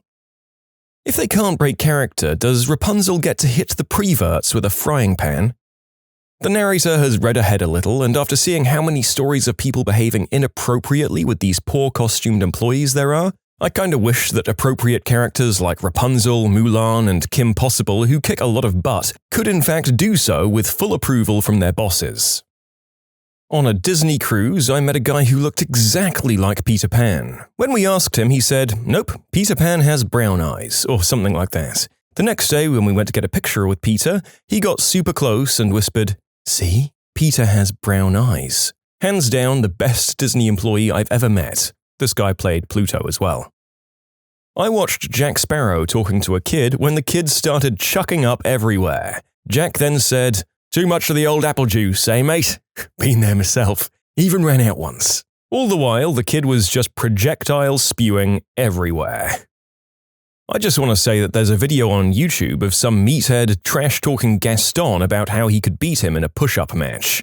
They go at it, the meathead gives up, and Gaston cranks out a few more one-handed push-ups just to rub it in. Talk about character.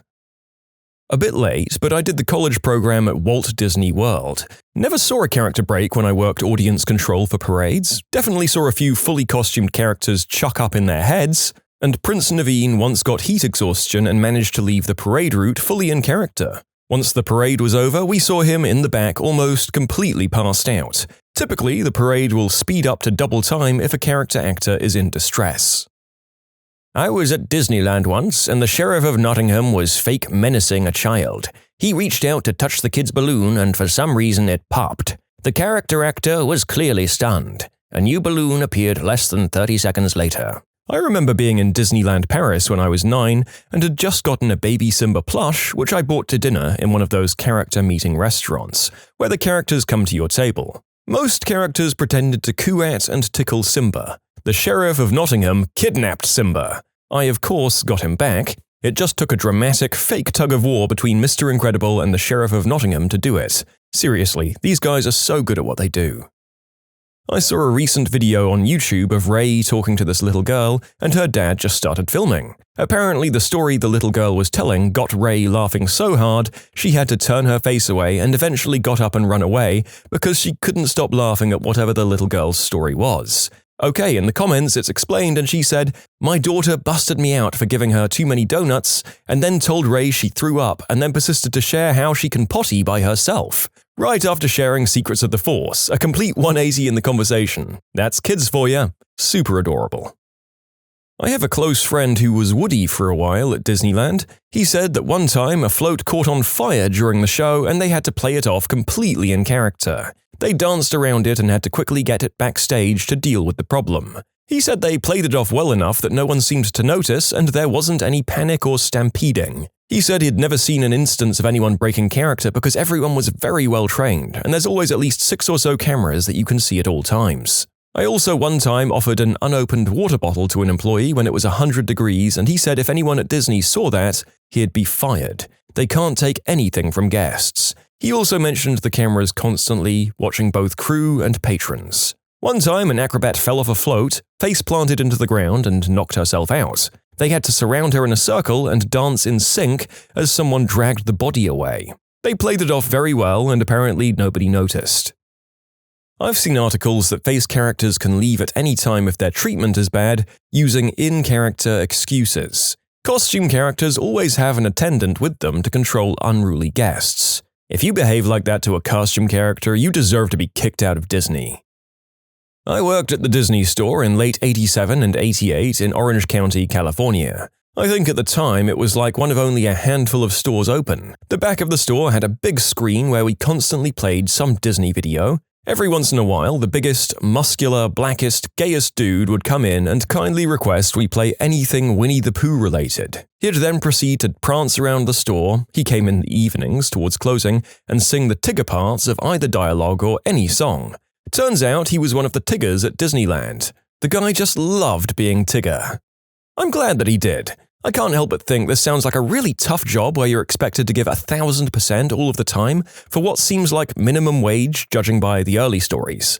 I'm happy that some people seem to thrive in the line of work. My cousin used to do this when I was a kid. We'd always go try to find her on days we knew she was working. She mostly played Pooh Bear. She'd never say out loud, "Hi Jill," using my name, but she'd get very animated and jump around to give us hugs. Occasionally she'd still say things like, "Oh, I have a rumbly in my tummy." I thought I was the coolest kid because I knew Pooh Bear. I wasn't a character, but I was a cast member. I was walking from backstage into the park. If you've seen the transitions, they're S-shaped to keep people from peeking in. I was pushing a handcart. The ones we used had 2 long supports sticking out from the end. As I was going through, Winnie the Pooh was walking in from the other side. I hit him or her square in the leg with one of the poles. Hearing Winnie the Pooh say, "Oh, frick," was pretty damn funny. A few days ago, my sister and her friend went to the new Galaxy's Edge area. My sister's friend was about 6'1" and had never seen Star Wars. We were walking around and Chewbacca ran up to her, he was around the same height, and hugged her. Then he put his hand above his head, showing that they were both tall. She was super embarrassed, and while they were walking away, he did that fist pump thing. Since then, we refer to her as Chewbacca's girlfriend. Seriously, the cutest thing ever. I couldn't even get the zombies at Halloween Horror Nights to break character. Asked one where the restroom was and he flung his arms in the proper direction and went, pretty hilarious. I worked character department at Magic Kingdom many years ago. I can't remember breaking character, but I do remember working the restaurant at the Contemporary for dinners. One time we had a Make-A-Wish kid as a guest, and they were just the most awesome kid, and it was just heartbreaking to know why they were there. So our lead let us do a group hangout with the kid for something like an hour in costume, playing and running around and having fun. You could never play like that in the parks, you'd start a riot. No consequences for us though, we all just hoped that we made the little kid happy. Bonus fun fact, the Goofy costume for the Electric Light Parade was worn by a float driver. And because the driver was seated, there were no pants for that costume, just the glittery top and head and gloves. They do not break character. My best childhood friend is a face character. During the interviews, they bring you through a ton of challenging scenarios, like kids with lost parents, kids who act mean, and if you break character, there's 1,000 other people of your exact height and hair color ready to play the character better than you. They even made my friend do an impression of a Disney character without speaking. She just had to be able to portray the essence of the character, and if they couldn't guess who she wrote down, her interview was over. They're incredibly serious about staying in character. Anytime something bad enough would happen that they should break character, their handler would just guide them away and handle it themselves. Bonus info, she isn't allowed to tell anyone who she plays except family and close friends, or post anything about work on social media for the entirety of her time at Disney, or else she'll be fired. You can submit your own stories to be featured here on the channel. The story submission link is in the description below. And if you want to listen to some vibey music in the background, check out easymode, also linked below, and subscribe. I worked closely with them as a photographer. Disney performers are trained to never break character for whatever reason. They have ways of signaling their character attendant that they're in distress, and it's generally up to the character attendant to avoid any weird or uncomfortable situations. As far as these weird situations go, they do get people that stalk them in the park, like some people get in line multiple times to get a photo with a specific performer. That weird side of Disney fanatics are something else. Yeah, I heard of one performer who had to get a restraining order after one of her fans got a full back tattoo of her. The tattoo was not of her in character. I don't work for Disney, but I work for Party Princess Productions that does Disney birthday parties on the weekends. I was Darth Vader in Malibu for this kid's birthday. It was only him, which was rare, but we had fun. We played lightsaber hide-and-go-seek where when he finds me, we duel. I had him practice the Force on me, helping him focus and toss me to the wall. In the middle of all the fun, the kid started coughing. It was subtle at first and then got worse. Got to the point where he's not breathing and he's not moving. I took off my helmet and was about to perform CPR when the mother came out with his inhaler. She told me he can't play anymore because he has bad asthma and it gets worse the more active he is. I put the helmet back on and played things off. We opened presents together and I left. To this day, I hate that mother for watching me play with her kid, knowing his condition and not telling me a word until the poor guy nearly suffocated. I called my boss and told her that I need to know all medical conditions before the party right away from now on. I hope that kid had fun. I still feel horrible for almost killing him from teaching him the ways of the dark side.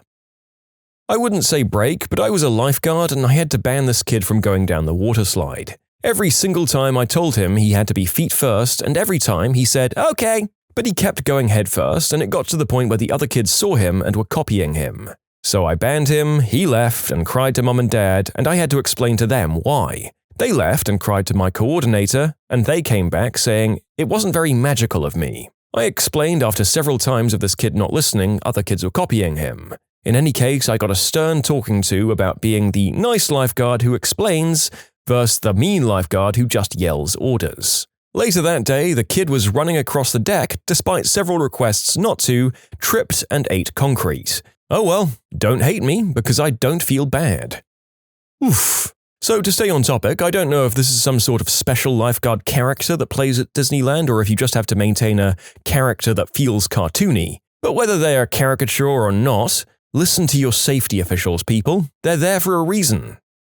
My neighbor, he died a couple of years ago, so I'm safe telling this, worked at Disney for years. One day he was stocking shelves in a gift shop and came around the corner and nearly ran into none other than Paul and Linda McCartney. Before he could stop himself, he loudly exclaimed, "Holy crap, it's the McCartneys!" He immediately realized how big of a breach of Disney cast member etiquette he had committed and turned 12 shades of red, but before anything bad could happen, Paul and Linda just smiled and laughed and introduced themselves. Apparently, they were wonderfully laid back about such things and quite used to surprised reactions when people recognized them in public. He didn't get into any trouble. His boss saw the whole episode and thought it was hilarious, and I think they both signed a hat or something for him while they were checking out.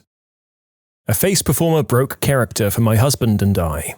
I won't say which park, but we took a trip to Disneyland about 2 months after we lost our son. That was our first kid. Our entire nursery was Neverland and Peter Pan themed. We always wanted to take him to Disney, have him meet Peter. Well, he couldn't. I got a memorial tattoo, an exact replica of my son's hospital ink handprint, and we got a picture of Peter Pan with the tattoo. We were alone with him and his handler. I tearfully explained the situation before asking him to pose with my arm. He took lots of photos with my tattoo and us. And afterwards, he hugged me tight, told me he was proud of me and God bless us, and he was so sorry for our loss. It was amazing, emotional, and I'll never forget that Peter Pan was proud of me for finding the strength to keep on living. It honestly meant the world. I'm so glad he broke character. I'll always treasure those photos and that memory. One of the traditions of our college sorority back in the 80s was that the day after initiation, all the new members and their big sisters would go to Disneyland, sporting their new letters to wear. One of the costumed characters in the parade kept throwing gang signs or something at us, and we were so confused. Turns out it was one of our sisters who had to work that day. She was trying to do our sorority's hand symbol, but with her hands in oversized furry gloves, it didn't show up so well. My wife was goofy for a semester in college. She accidentally ripped the feeding tube out of a Make-A-Wish kid in a wheelchair, going in for a hug with poor visibility from the costume. Luckily, all wandering costumed characters have uniformed handlers to assist, but it's kind of hard to stay in character as Goofy after something like that. She felt terrible and was traumatized for weeks. The kid was fine, at least from that incident. It was a hassle to mitigate, but no medical damage resulted from it. I went once, and a man was getting handsy with Cinderella, so she excused herself to the bathroom and ran to a security guard. When I was 6 or so, I went to Disney World with my mum and aunt and cousins.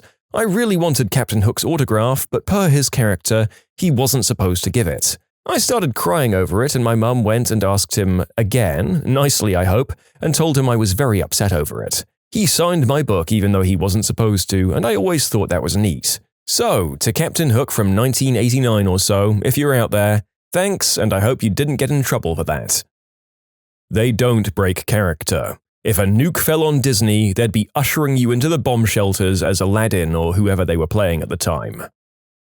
More than 10 years ago, my friend was a face character at Disneyland and told me about her friend who was friends with Goofy, which is what you say to people when you're out of costume to preserve the magic instead of outright saying that you are the character. Allegedly, one day, when Goofy's shift was over, he was trying to walk to the back area to cool off when a very angry mum started yelling at him because he ignored her son. In reality, he couldn't see them as he turned to walk away. The lady then called him a racist and said that Goofy was ignoring them because they were black. Goofy turned around to greet the child and signed his autograph book, then he turned to the mum and slipped up his sleeve to quickly point out his own black skin underneath before walking away. A few people have commented to say that this isn't how the costume works, and that the sleeves aren't possible to pull up from under the gloves. It could be a baloney story, but this is just what I heard from my friend who worked full-time at Disney, alongside a bunch of our other classmates from our performing arts school at the time.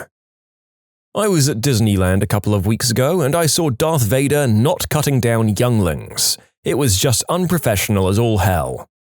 Frankly, the narrator hates all parts of Star Wars that aren't that one exact scene, which I have playing on repeat on my TV after a hard day at work, so character or not, I can understand your frustration. The type of people that play characters are very into it. If something comes up that needs to be addressed, they'll handle it in character. You've probably heard stories about characters helping kids find their parents. These days, characters always have handlers nearby that have walkie-talkies. On the Halloween night, I've seen 2 female employees working the store, not characters, clearly upset by some kind of superior order. The exact dialogue was, "Yeah, sometimes it gets hard. I know it does, but that kind of attitude is unacceptable." I couldn't resist, and I said, "I guess even in Disney, working sometimes sucks. The first girl immediately stood up and smiled as brightly as she could. "What do you mean? Working here is awesome every time." I couldn't help but feel she was agreeing with me, but never breaking the happy land face. This place has a dark side. My mum was a costumed character for a couple of years at Disneyland.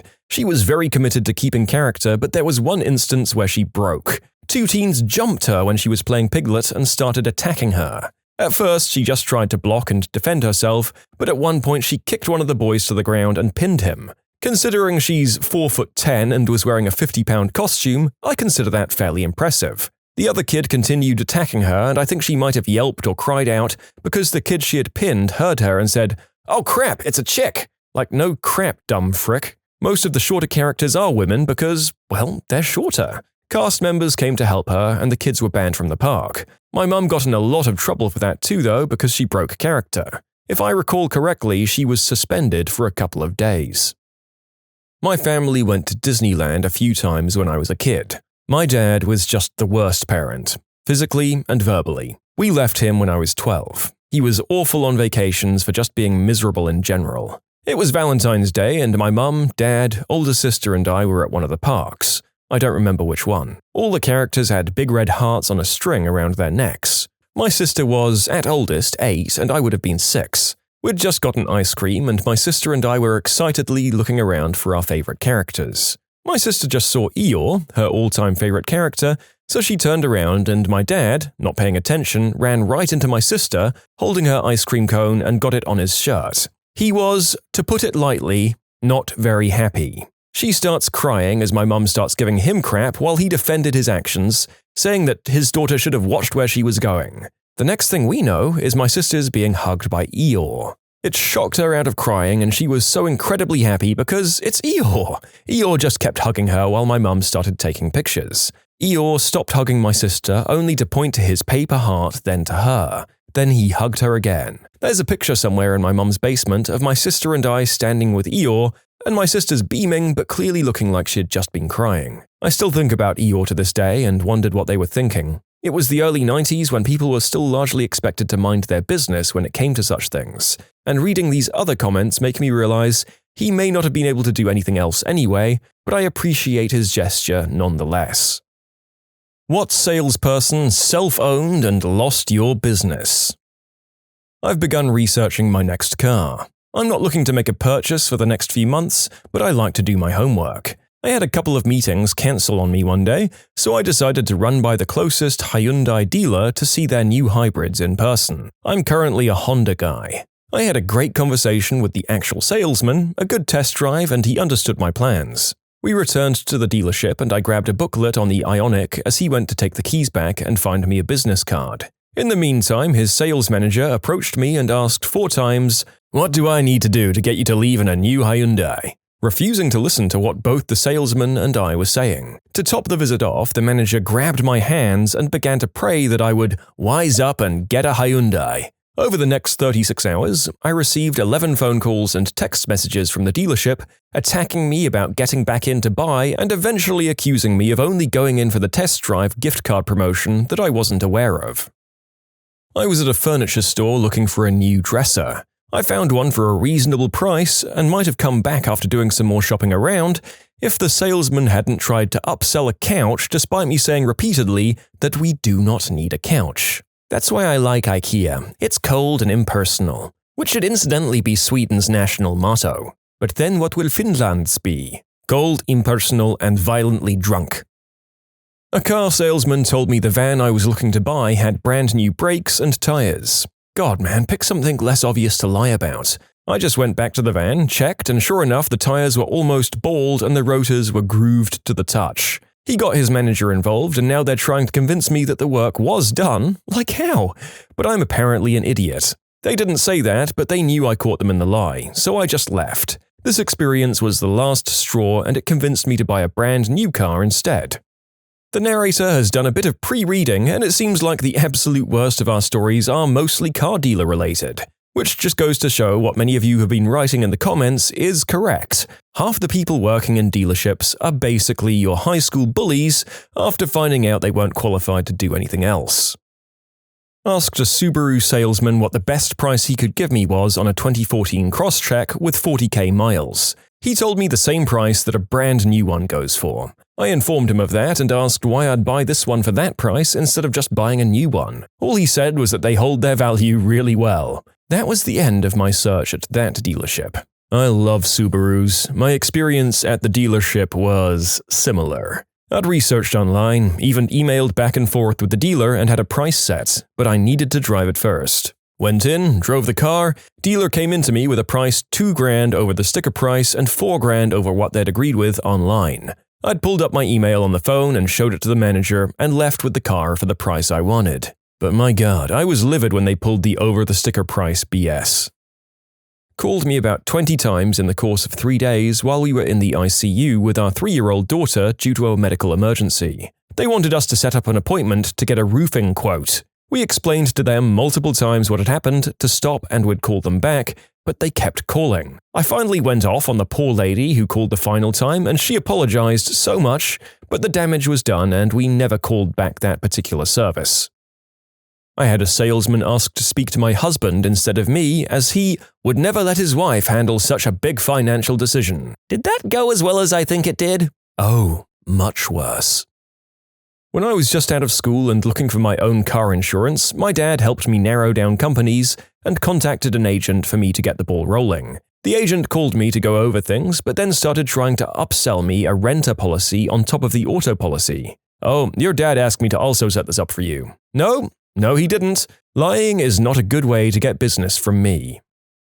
Went to a Honda dealership to look at a Civic, and the sales guy told me that they didn't have any in stock somehow. He showed me an Accord, which was nice and all, but I was looking for something cheaper and with better MPG. He tried to convince me to buy it by saying it was heavier, which meant it was more reliable.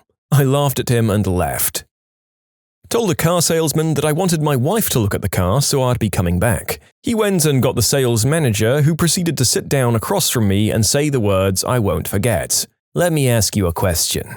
Whose money is it, yours or hers? I looked at him in shock and politely stood up and left. Never been so stunned by a salesman before or since. Years ago, my sister-in-law, my brother's girlfriend at the time, was looking at apartments with her best friend. At one location, one of them asks some oddly specific questions about something, like do the pipes make noise at night, and the landlord replied, "Is this in regards to the alleged haunting?" He started hitting on my wife, thinking the minivan was for her. What a fool. He should have been hitting on you the whole time. You can do all kinds of things back here, maybe even with the guy who'll sell it to ya. Wink. We felt really talked into the whole thing, and when he was finally lining up the paperwork, he high-fived his manager. We walked away. I was trying to buy a Honda and apply the Honda graduate program. Was signing papers for the keys when I noticed the missing amount. The sales manager told me I was getting such a good deal they couldn't add that on top. So I stopped signing and told him I'm no longer buying and won't be negotiating. The look on his face was excellent as I got up to leave. I got an even better deal no more than a week later. Looking at some lower-end sporty cars, I know my way around a motor. A guy pops the hood and says, "We like to leave everything exactly the way it was when we buy it from someone. It has a cheap falling-apart intake, oil spilling from both valve covers. I get inside, there's sticky black stuff around the shifter, the car smells, but damn, they couldn't even be bothered to clean the damn car or spray in some Febreze." You'd be surprised at how common this is. Dealers love to cut corners on trade-ins and will do the bare minimum, sometimes not even that, to get the car on the lot. The sales manager at the dealer I used to work at got in a huge fight with one of the mechanics because the mechanic was inspecting a trade-in and found many serious mechanical problems. By that I mean problems that would lead to the engine catching fire or the driver getting stranded on the side of the road. The manager told the mechanic not to fix these problems, but instead cover them up to the best of his ability. The mechanic refused to comply and a screaming match ensued. The manager ended up getting someone else to do the cover-up job. That's why it's really important to have an experienced mechanic or at least a knowledgeable car person inspect a used car before you decide to buy it. When I was in the army, I went to Best Buy to buy a car stereo. After picking one out and talking to the sales rep while we waited for another rep to grab the radio from the back, the rep I was talking to started talking to me about God and how women are demons and I need to stay away from them. At this point, I didn't really know what to say, so I just tried to change the subject. He then asked me if I had a girlfriend. I told him yes, but she's been in Afghanistan for the last 6 months. He then told me that her being deployed is a blessing in disguise because now she won't tempt me into committing sin. I just walked out after that. I was too shocked to actually say anything. I was at the VW dealership and told him I was also thinking of looking at Hyundai. The salesman told me to think twice, because if I get a Hyundai, I'd better also get good insurance, because I'm going to crash and or die in that car. I got a new salesman, and I still got a VW. I can imagine that this is something a salesman could possibly allude to happening at the very end of a sales pitch if they feel like their customer's about to walk away and they have nothing to lose anyway. Even then, it's a bit weird. But opening with that is just hilariously bold and a wild thing to do. On an unrelated note, if you don't watch all of the videos on our channel, you will get diabetes and or die. Allegedly. Don't fact check. My dad and I were out shopping for my first car. Me being 16 and stupid, I found a used Challenger that I wanted desperately. And to my immense surprise, my dad agreed to co-sign for me. As my dad and I were negotiating the price of the car and what things the dealership could add to sweeten the deal, the salesman implies that I, my father's 16-year-old daughter, was his other woman, and that my 42-year-old father was going through a midlife crisis. My father went white as a sheet, and then the same beautiful cherry red of the Challenger. And needless to say, I did not get that car. Instead of getting a cool car that I would have inevitably gotten a surplus number of speeding tickets with, I bought my aunt's '99 Ford Explorer. After replacing parts of the AC system, it runs like a champ. I love that SUV. Yes, the insurance would have been absolutely astronomical if I'd actually managed to get the Challenger. In hindsight, I'm fairly certain it was my dad attempting to show me how to buy a car from a dealership. 16-year-old me thought he was cool as heck for at least entertaining the idea. And no, my father is not Roy Moore. We're from Georgia, not Alabama. You've got to wait till they're 18 to boink your relatives in Georgia. We went to buy an engagement ring, and the salesman looked at me right when we walked in the door and said, "We don't sell children's rings here." I was 27 at the time, and yes, petite. We went elsewhere. I'm a girl. My boyfriend got me into motorcycles a few years back, and I was determined to buy my own. Once I had the money for one, we went to a handful of dealerships around town. Only one guy at one of the dealerships actually talked to me about buying a bike. Everyone else would look straight at my boyfriend and answer the questions I was asking. There were several places we ended up walking away from even if we knew that they had a decent option for me, all because they didn't believe that I actually knew enough of what I was talking about to buy my own bike. You can submit your own stories to be featured here on the channel. The story submission link is in the description below. And if you want to listen to some vibey music in the background, check out easymode, also linked below, and subscribe. GNC. I told the guy I was looking for a pre-workout and he asks what I usually use. I told him and he literally laughed at me, then shows me a bunch of new brands that cost about twice as much. Meanwhile, he's throwing out a bunch of scientific nutritional terms. I left and I haven't been back. Not me, but my parents. My mum and dad were meeting with a sales guy who worked for a pool company when they were looking to get a pool built. He was a standard sales guy and at one point he tried to mention some add-on or something.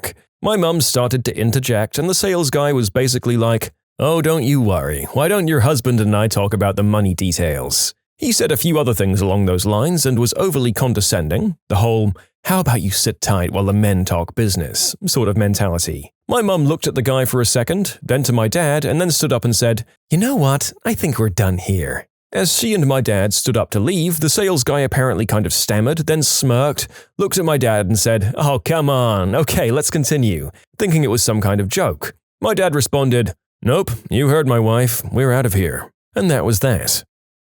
I was broke but desperately needed a new car, so I went down to a local dealership to see if they had anything with a monthly payment that I could afford. I handed over the keys to my car so they could do an appraisal, but I didn't even get a chance to fully explain my situation before they were shoving me in an Infiniti I knew was beyond my price range. I test drove it just to humor the sales guy while explaining that I needed something cheaper than this, but he just kept saying, "We'll see how the financing works out," We get back to the dealership and he tells me he wants to run my credit. The pushiness has already turned me off completely, so I've already decided I'm not buying from them. I tell him no. He looks at me like I just threw number 2 in his face. "You won't let me run your credit," he said with stunned incredulity. And then he started calling out to the other salesman. "He won't let me run his credit. Can you believe that?" The other salesmen all shared his shock like I was committing some unforgivable insult by not letting him run my credit. Next thing I know, I'm being herded into a manager's office where he starts giving me the spiel about how I clearly don't appreciate how much they're trying to help me out. "But I don't want the car," I said. He continued on like I said nothing, telling me how they're trying to help me out and how I don't realize what a great deal they can make me. I finally had enough, so I said, "Listen, I'm not buying that car from you, and at this point there's nothing you could say or do to get me to buy any car from you, so give me back the keys so I can go somewhere else." And then he actually said to me, "I'll give you the keys back when I'm ready." He realized almost immediately that he had screwed up though, because as soon as he said it, he got up and went and got my keys. At that point, I was so enraged that I probably would have punched him if he hadn't got up to get them immediately. I drove off and never went back. In short, went used car shopping, and used car salesmen tried to bully and intimidate me into buying a car that I didn't want and couldn't afford anyway. I went with my wife to buy a car. The salesman said that another couple were also looking to buy it, but he'd prefer us to have it because they were homosexuals. He even said, "Homosexuals," in that stereotypical gay voice and went limp-wristed. I hope those guys are happy with their car. I hope those guys bought a car somewhere else. The narrator also hopes that that awful man didn't get any money from anyone, especially the people he was slandering in his place of work, and that the people he said it to complained to his manager. Although, as we've established, his boss probably would have laughed and high-fived him. If you're one of the non-reprehensible car salesmen of the world, the narrator apologizes for his slander. Your place of work just seems to come up with so many of these stories. Went to look at a car. Salespeople saw me and went into the office, an interesting tactic since they normally come out and ask if they can help. So I open up and look inside, look for rust in the usual spots like under the wheel arches, look at the color of the exhaust, and inspect the window rubbers, which looked to be a bit dodgy, and then I lie down to get a good look underneath. It's used, so I wanted to see if there was oil leaking from the front or rear. When the guy finally walks up to me and asks if he can call me an ambulance, he made some snarky comment about me lying on the ground. At this point, I was put off, but they'd made me wait about 20 minutes before coming out, so I took it for a test drive. When the guy gave me the sales spiel on the car, there were 3 main points on the car. We were driving and he gets a phone call. He didn't notice I saw the screen that said office phone when it rang, and he proceeds to talk as if he's talking to a customer who's coming to buy the car in 15 minutes' time. He repeats the 3 sales items and then carries on talking as if the guy is very keen. They're so obvious. I hate dealing with used car salesmen. An ADT security salesman at my door. I was actually contemplating it, but said I'd take the info and talk to my wife. Do you have to get her permission for everything? I paused and went wide-eyed and then said, I talk to my wife about financial decisions. Get the frick off my property.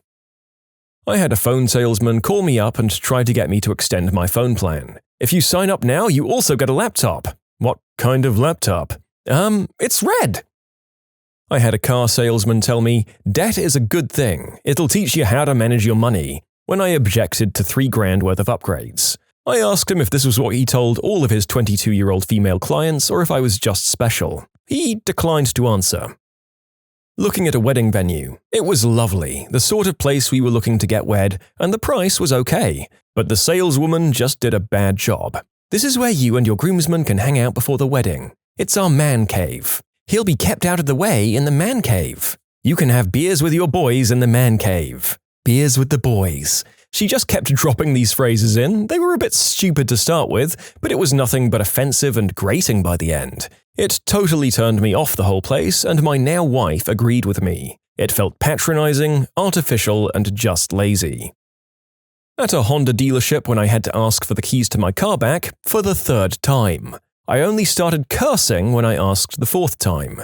Yes, the deal he offered me was great. Even looking back, I was probably foolish for walking away from it, but I told him the moment I met him and reiterated several times that I wouldn't be making a purchase that day. I foolishly handed over my keys so that they could do an appraisal on my current car, which I knew they'd only give me $500 for. I knew that going in there, no matter what I did, I was going to go home and think about it overnight. I bought a Toyota down the street 2 days later. For me, it wasn't the salesman, but the financing guy. I was out car shopping and found one I liked at the first place I went, but of course I wanted to check out a couple of other places. They were pushing an interest financing thing. I wasn't planning on doing financing at all, but for zero interest, I could just let my salesman get that and then just pay it all off a week later. So the salesman suggested I just chat with the finance guy before I left. That guy was a fricking member. Acted like I was some huge jerk for wanting to actually look into more than one car before making a big purchase like that, and just wouldn't stop. I generally try not to be rude to people who are just trying to do their jobs, but I had to leave his office while he was talking because he would not stop. Told the salesman on the way out that if I didn't come back, finance jerk was why. I was looking to buy solar panels for my house. I got one consultation from a really nice sales lady who was very friendly, but completely knew her stuff inside and out. She had done her research, had printouts of my house's roof from Google Earth, showed me how many panels they'd lay out, among other things. I told her I was going to get a few other quotes and she said it was perfectly fine, please just let her know what I decided. So I called around and set up 3 other quotes. First 2 were fine, just more expensive or not as good terms overall. The third place though, Varango Solar. Yikes. I got a call from their sales guy who refused to come to the property, said he could do it all from the office. So he looks at the roof printout and tells me that he can offer about 2/3 of the panels as the other companies did, and I ask why and he says, basically, because. So I say 3 other companies are offering between 17 to 18 panels, whereas he's only going to do 13. He claims they're wrong and gives me some nonsense reasoning. I say, okay, well at least they're cheap.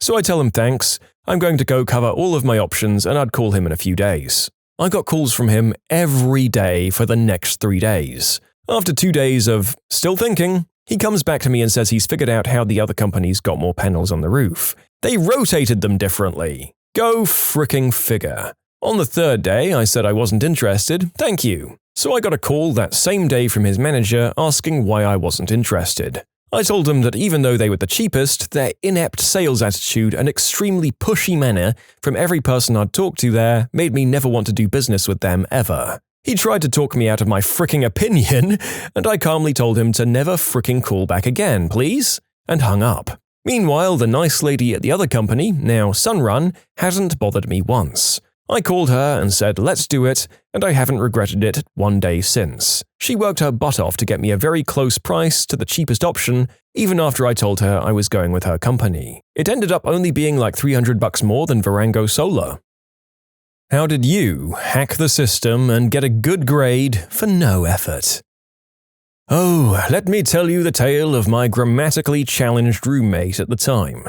We were instructed to write a how-to paper for sophomore English class. We had to pick our topics during class and tell the teacher. Someone sitting close to us came up with the topic of how to write an A paper, so naturally my friend goes with how to write an F paper. His intentions were to write it as best as he could and receive an A. He wrote it so poorly and with multiple spelling and grammatical errors that the teacher, quote, loved the satirical vibe that he'd demonstrated in his paper and promptly gave him an A. In first-year university, I wrote a paper in a sociology class where I mixed up the word mores, a type of social norm, and moray, a type of eel, and as such wrote about the impact of eels on law. For some reason, the teacher's assistant thought that my eel law paper wasn't too horrible and gave me a B. She told the entire class that someone wrote about social eels and that we needed to be more careful with our spelling, though. I had a college professor where I just didn't turn in my final and he gave me an A for the class anyways. Not sure why. I gave him some duck jerky earlier in the year, so maybe he really liked that. Wow, I guess duck jerky is what the kids are saying now. What has the world come to? I mean, that guy was 100% sure he'd lost your exam. He probably thought he lost it and didn't want to deal with it, so he gave you an A. Yeah, that's exactly what happened.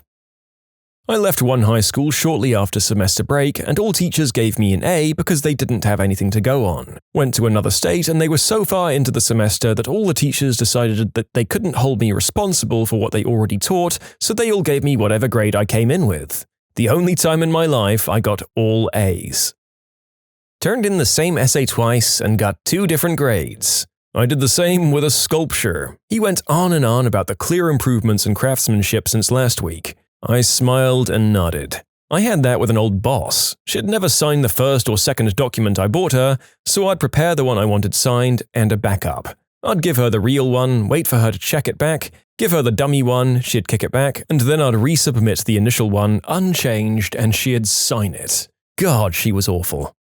Part of me would love to see these professors and bosses brought to task for their clearly moronic practices and habits that, if followed, are just going to create more work when they clearly aren't checking properly to begin with. But on the other hand, unless you get the rest of the workplace or classmates involved to all go at once, all you're doing is making things difficult for yourself when they get a reprimand and treat you like crap for the rest of your time there.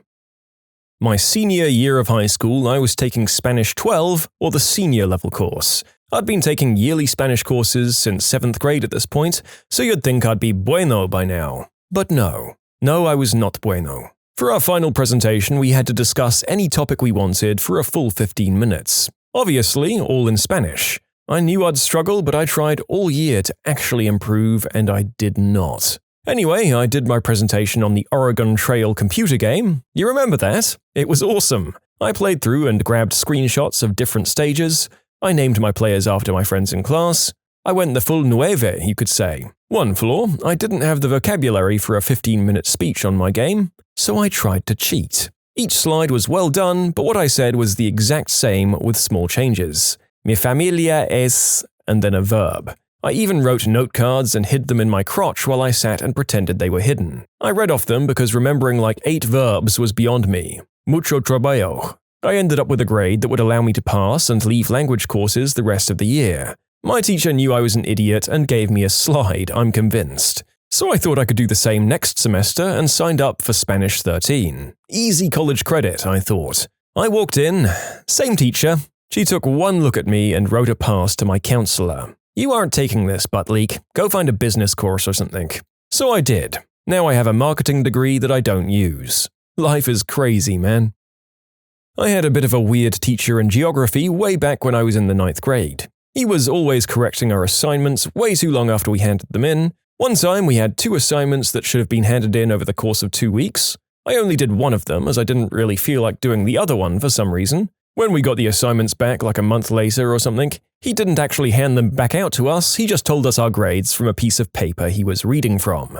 When he got to my desk, he gave me a B for the first one and an A for the one I didn't hand in. I don't think I deserved that. English 101. I forgot that an essay was due that following afternoon, but I had to work and study for a more important chemistry course. Downloaded the smallest JPEG I could find, converted it into a PDF, and submitted this essay in the hopes that my professor would ask me to send it again and it would give me a buffer time of 24 to 48 hours. I checked the grade module and I got full points. No questions asked. I took biology and economics my freshman year of college, and I made the mistake of doing both classes in the morning. I worked a graveyard shift. The biology class was graded solely on 3 exams. The dates for them were in the syllabus, along with a summary of chapters covered in each. I only showed up on the first day and 3 exam days, crammed the night before, and did really well on the tests. Got an A. Economics was harder. Participation and attendance counted towards the grade, and a test date was moved, so I missed taking it. Fortunately, I had a buddy in the class who signed my name on the attendance sheet that day, and therefore I was able to convince my professor that he must have lost my exam. He let me retake it, and I eked out a B. The professor definitely knew something wasn't right. He repeated several times that he had never lost a student's work before, and wondered aloud why it was only mine. Generally, assignments are all kept together. To my credit, I did get defensive, and retaking the test was his suggestion, not mine. One other factor that might have played into things was the fact that this was a community college, not exactly the land of the academically upwardly mobile. Within the first couple of weeks of every term, half the class would stop showing up altogether and never be heard from again. I think he was just psyched that I gave enough of a crap to fight for a grade in his class. I once spent a full 2-hour period of a 9th grade class copying the questions slowly into another sheet of paper. It was a reading retention quiz or something. I guess she was only looking to see if you had written anything because I got full marks. The moral is, teachers are overworked and underpaid, and children's educations pay the price. Yes, that is also an important thing to consider here. Your takeaway from this video should not be all teachers are bad and lazy. Most of these individuals are probably struggling to do their enormous workloads and screw up the kids as little as possible while barely making ends meet, and they likely cut corners to try and make it work. Most, but not all, teachers deserve way more than they get. Sophomore year of college, I was taking a class that, about 2/3 of the way through the year, I totally checked out of. Rarely went to class, hardly ever paid attention when I did, just stopped caring. Leading up to the final, I of course now realized I knew none of the material. The final wasn't cumulative. I did the math and realized that I needed a 50% to pass the class with a C-. I showed up the day of the exam and realized I got the day wrong. My exam was the previous day. I emailed my professor in a panic and begged her for a chance to retake it or do some kind of extra credit, anything to get me a passing grade. No response. I go home for winter break assuming I'm going to have to retake the class. I haven't told my parents out of shame. Then 2 weeks later, my teacher finally replies. Her email went something like this. I'm so incredibly sorry, Paula. I left for vacation immediately after the exam and just now got back. It's obviously way too late for you to take the exam or do any kind of extra credit. The best I can do is take your current class average, an 89, and put that in for your exam grade. Would that be okay? So I get a B+ instead of the C- I was hoping for? Yes, that would be just fine, thank you.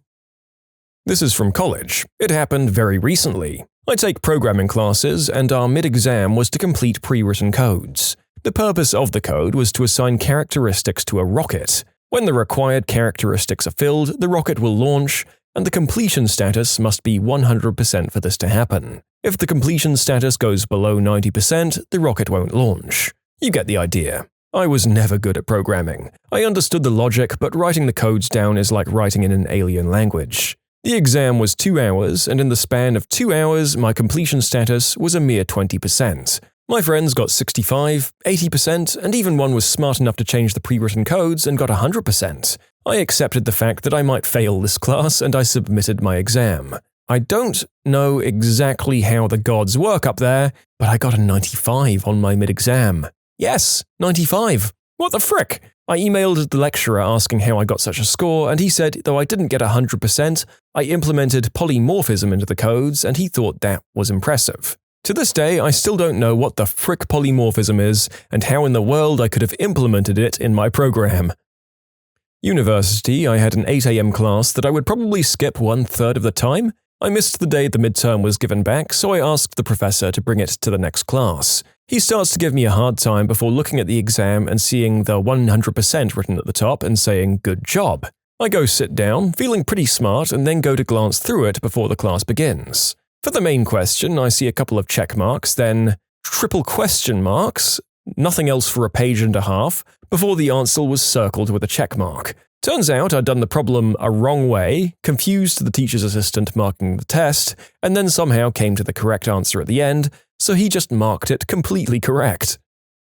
I had an essay that was explicitly due Tuesday in the 6th grade. I have no clue why it didn't click that it was due, not due, and only realized when my friends asked me about the essay on the bus. I told my teacher that I'd forgotten to print it out, ran home after the bus, typed it out in 15 to 30 minutes, and got a 97. This sadly started my habit of intense procrastination.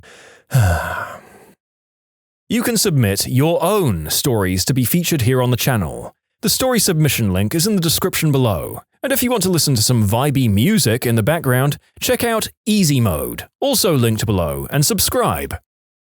Picked a choice book. Had to do a project on it for Honours English class. Didn't read it, mildly researched the book. Crapped out a pretty-looking PowerPoint, presented my fancy bullcrap book report in front of class and the teacher. Got an A-. In Year 9, or US Grade 8 history, we were given a small assignment as homework over the weekend. I can't remember what it was on, probably the Tudors or something, but it had to be about 500 words and summarize what we'd been doing for the past few weeks. Nothing too hard. I completed the homework to what I considered to be a reasonable standard and handed it in. However, when I received the grade, I was awarded a D, with the teacher's primary criticism being that I hadn't written enough material. I was confused by this since I'd written around 500 words like he'd asked. He told me to go away and redo it better. After getting home, I had some time to compare my work with my friends. I'd written the essay in size 11 font Times New Roman, and I'd neglected to include any images. This is pretty standard for higher grade academic work, but most of my peers had used size 14. Some even used Comic Sans. So what did I do? I scaled up the text, increased the spacing, and slapped a couple of generic pictures of Henry VIII's face on there and handed it in the next morning. Lo and behold, after he graded it, I got an A and a special mention for my hard work. I've never been so thrilled with myself and so disappointed in a teacher in my life. It just goes to show how another person's laziness can screw you over. My teacher yelled at the class for 10 minutes telling us how stupid we were. Turns out I had a 98 and everyone had to rewrite it. I got 99 a second time because he didn't believe in 100s. That last teacher is an absolute dinosaur. Sure, for some subjects, I get that there's no such thing as an objectively perfect essay, but you need to have a standard for something done as well as it possibly can be in your field. Those stupid professors who refuse on principle to give out A+s are even worse. Alright, to flip our subject matter, here's a bunch of answers from the other side of the coin. People who put in a lot of hard work and got absolutely shafted by their teachers. In my college dynamics course, we had a group project that we assigned different sections to do within our group. It was an incredibly difficult project, so we couldn't just completely split off and do it on our own, but there were 3 easier sections that could be done by one person. Anyways, in my group of 3, one of our guys just never showed up to any of our meetings. We're not jerks and we get that we're busy and all that, so we just give him the easiest stuff to do when he can get around to it. So my friend and I pull all-nighters until we finally complete it a few days before it was due. We send what we have to the third guy and he assures us he'll get the rest done. We check up on him the day before, asking if he wants help, and he says that he's got it and he'll bring the completed project into class. Of course, he walks in and says, "Sorry guys, never got around to it." We're basically missing the easiest third of our project because he couldn't tell us he needed help. I explained the situation to the teacher, but he had no sympathy. He said, "In the real world, you live and die by the people at your side," and graded us for what we completed, so, surprise, we failed. I didn't talk to that kid for the rest of the semester, even though he sat right next to me. In high school, we were asked to write a proposal for a new drinking age in the United States. I wrote about how it should be lowered to 12, but people who are past 12 now should have to wait until their next birthday, as in to avoid millions of teenagers becoming suddenly legal age to drink at once. I cited other countries with lower drinking ages and fewer drinking-related issues, discussed how it currently has a strong forbidden fruit appeal to high school kids, and that wouldn't be as big a deal. Also, kids could get introduced to alcohol and learn their limits while still being somewhat supervised by their parents. She gave me a 0 and claimed I was making fun of the assignment. Apparently everyone else only lowered it to 18, citing if you can go to war you can drink a beer. Or they even raised it. I actually really enjoyed the assignment and thought I was being practical. Frick me, I guess. The qualifications to access university in Scotland are known as Highers. I took Higher English, but I'm kinda crap at English, but good enough to pass the exam. When our prelim, a sort of test, rolled around in February, I failed it by like 2%, and the teacher decided that I wasn't good enough to sit the higher exam. She'd keep me in the class, but when the exams came around, I'd sit the lower tier Intermediate 2 exam, which would give me a lower tier qualification which is useless for just about anything. I sat this exam and ended up getting an A. A useless frickin' A, which would be no help to getting me into any university, effectively wasting my whole year in that class. This was 13 years ago now, and I'm still annoyed.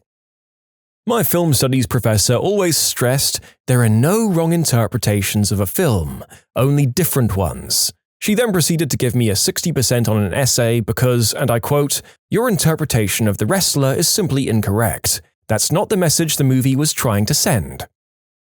This was 10 years ago in the Midwest US. I took biology as a freshman in high school. There was this big bug collecting project that counted for like 40% of our first semester grade. Basically, we had to catch a bunch of bugs, kill them, pin them, and correctly label them with their scientific name. To get full credit, you had to catch a minimum of 30 unique bug species. The one thing I learned from that project that I still remember, I'm terrible at catching bugs. If you count the cricket I bought at the pet store, I managed 18 and received a D+ on the project. So despite earning A's on all of the tests and homework that semester, I earned a B in the class. You were punished for your unwillingness to kill for your overlords. Bad surf.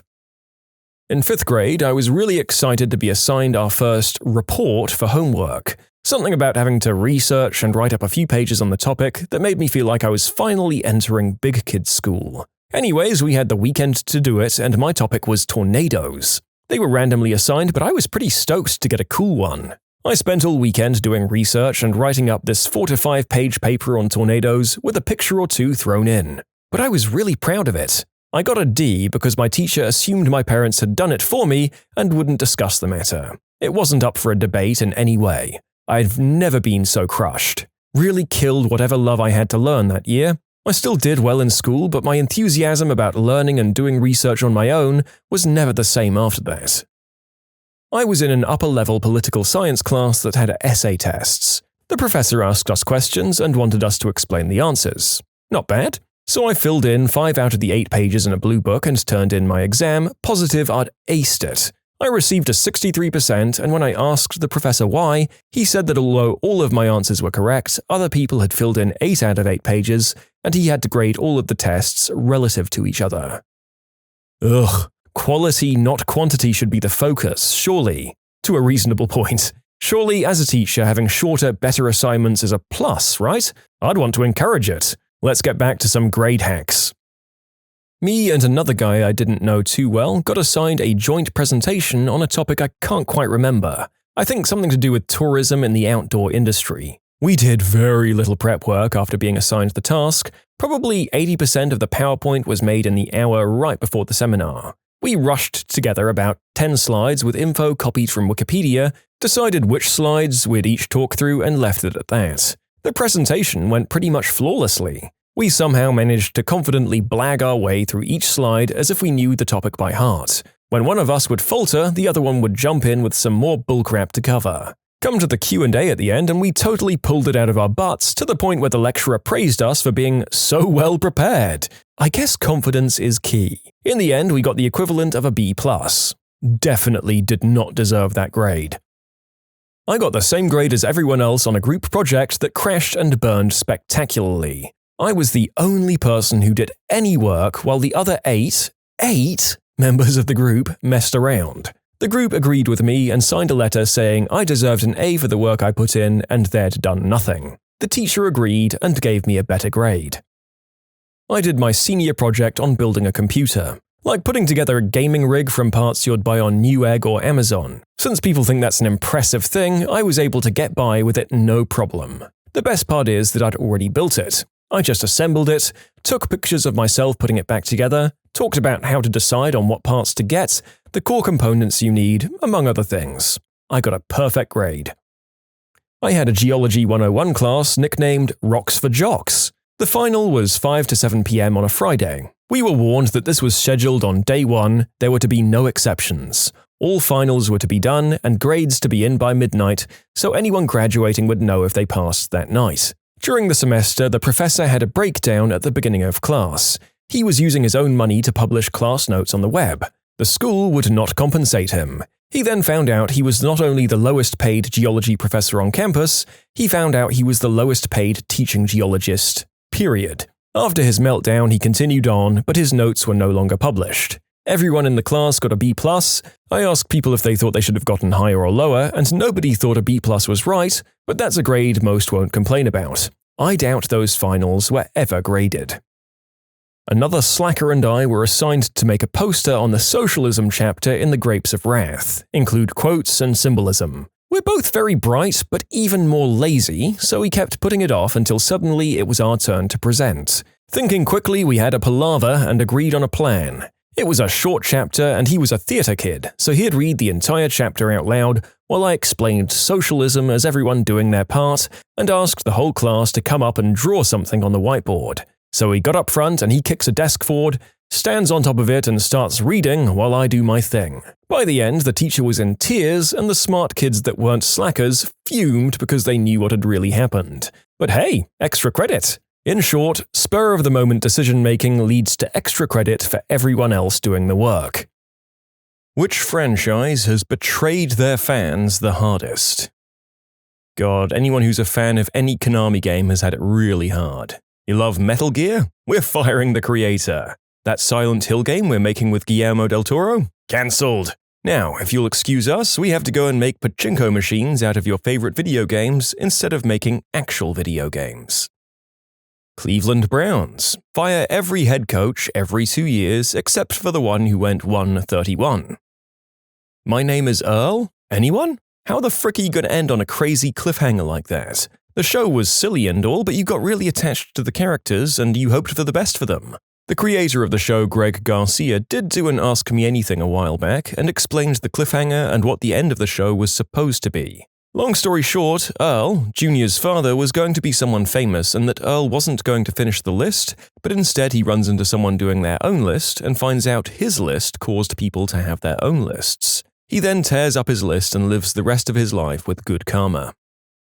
In almost every fanfiction posted before 2010, you'll find a disclaimer that says something like, "I do not own the characters within, they belong to the author." I always thought that was so stupid, like, of course you don't own Spock. Apparently, people started doing that after the author of The Vampire Chronicles made threats of legal action against fanfiction authors who were creating not-for-profit works of fiction because they just loved the series. Fanfictions can be really long too, like almost as long as books or longer. I can't imagine working so hard on something you truly love and then receiving notice that the creator wants to sue you because of it. People who live in the 48 states left on Sufjan Stevens promised to record an album for each state. Tool have said that their album is not far away for the last 5 years. This was written in 2017. Man, System of a Down fan here, I feel ya. There was a 90s computer-animated show called Reboot. The series had a good run, but a trilogy of movies ended on a cliffhanger. Reboot has since been rebooted. The trailer is bad. Very bad. So the narrator did like Reboot growing up and was completely unaware of this reboot of Reboot. Let me just say I have now watched the trailer and I'm just a little bit less happy about living on this planet than I already was. I don't see Spore written on here, but let me tell you that situation felt really crappy for me. Spore was a game that was meant to be sim life realized. Before the release, when we got those first videos of the microbial, sea life, and land life, simulator fans went nuts. This was our game. We're a niche of gamers that basically never gets catered to, and here came Maxis to deliver the sim game of the century. The fan page was literally filled with hypothetical species people were going to make, with whole textbook entries as to where and how this species lived. There were arboreal animals in trees, cave animals, deep-sea filter feeders, everything. And then Spore came out. The animal portion got dumbed down a whole lot. Basically, all animals behaved the same except some chewed on fruit and danced with other species, and some murdered and ate other species. You built creatures by digging up fossils and unlocking random bits. Yeah. And everything was bound to land pretty much and nested on the ground. No interesting life cycles or niches, just whacking things to death and dancing with the neighbors. The whole ocean part was just flat out removed, and if you dared venture into the water, you got chomped up by the fricking swamp creature's kaiju cousin. And all that innovative animal sim stuff was basically cut to make room for the most watered-down rip-off of other games imaginable. Watered-down crappy RTS, watered and double-watered-down crappy Civilization-style city stage, 2 unmemorable, boring filler stages everyone hated to act as filler for the space age, which was just you floating around in a spaceship terraforming planets and making colonies so they could get attacked by pirates, and crap all so you could fight your way to the center of the galaxy and get a rod that lets you terraform a couple more planets for free? Some of the space stuff was sort of fun, but I would have happily cut all of it to keep the animal evolution and ecosystem sim and made that a complete game. Instead, we got an unmemorable disappointment that became the poster child for spreading your game too thin. And we've never seen anything like the original Spore promise. I'd say probably the Sonic fanbase feels the worst, given how many horrible Sonic games there have been.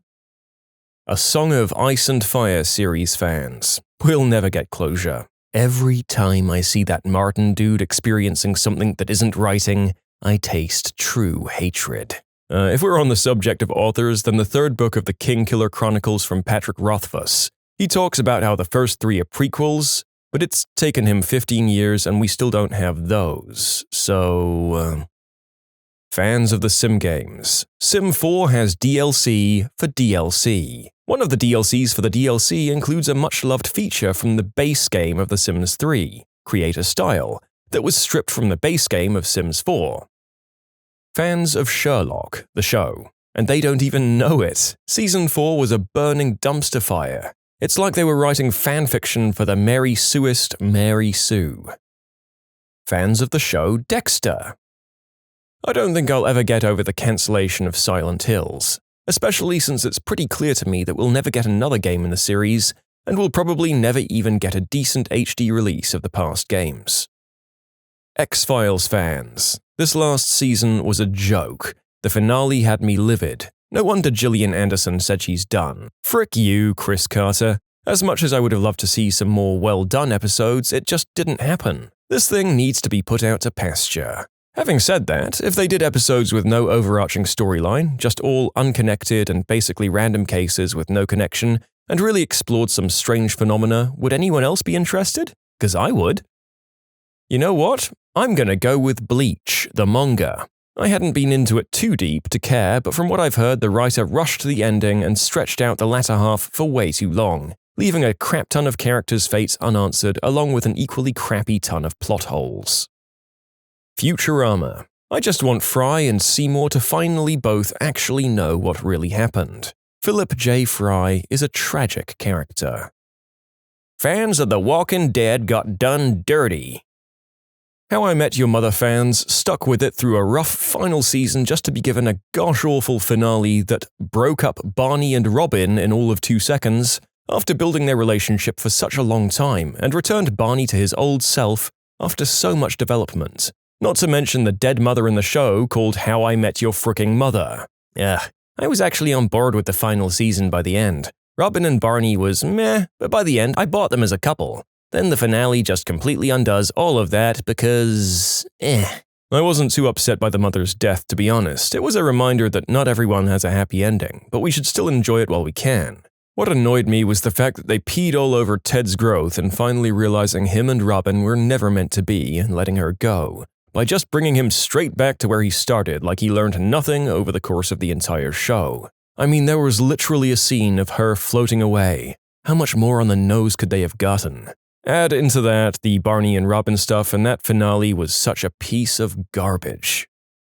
The Kingkiller Chronicles. I don't want Rothfuss to force a book he doesn't feel is ready, but he was plugging the 10th anniversary edition of Book 1. You're gonna charge people a lot of money for a fancy edition of a book in a series you won't even talk about completing anymore? Him and JRRM have put me off reading any unfinished series.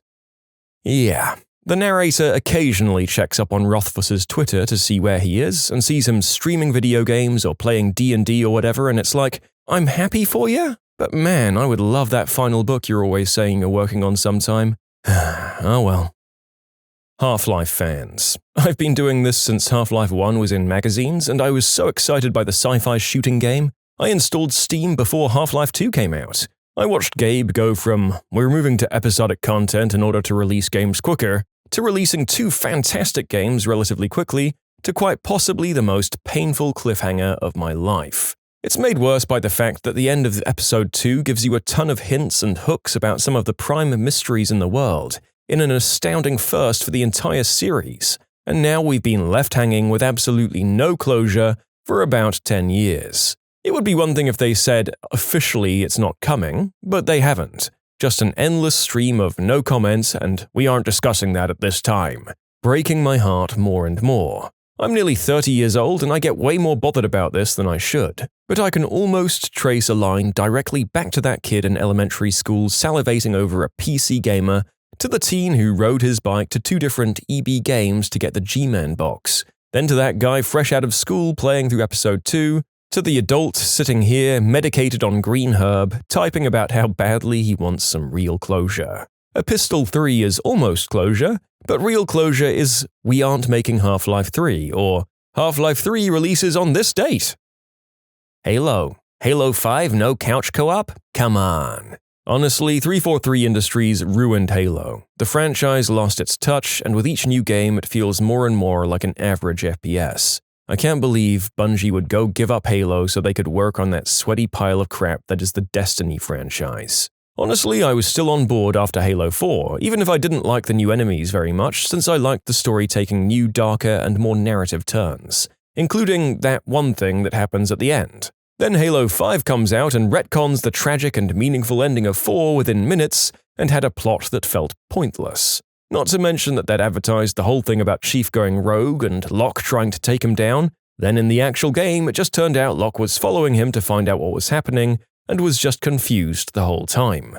They have like a 5-second fight at one point, and even then it's just a misunderstanding.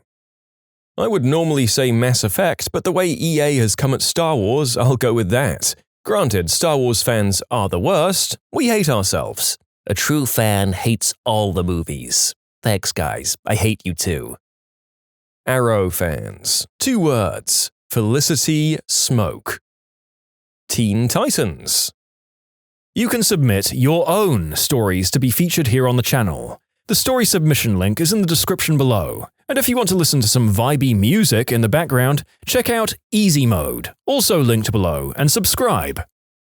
Destiny, Bungie's fanbase. Coming from someone who has about 1,300 hours on Destiny 1 and still plays occasionally, Destiny 2 is a funless mess for me. Finished the campaign and played around 70 hours total, but I just can't find any incentives to keep me coming back to play. It makes me so sad to not enjoy it. Just look at the Destiny Reddit and it will show you how disappointed the fans are. It makes me really sad to see since I loved the series so much. The worst part is that Bungie isn't even listening to the players and are still doing what they want on their own time.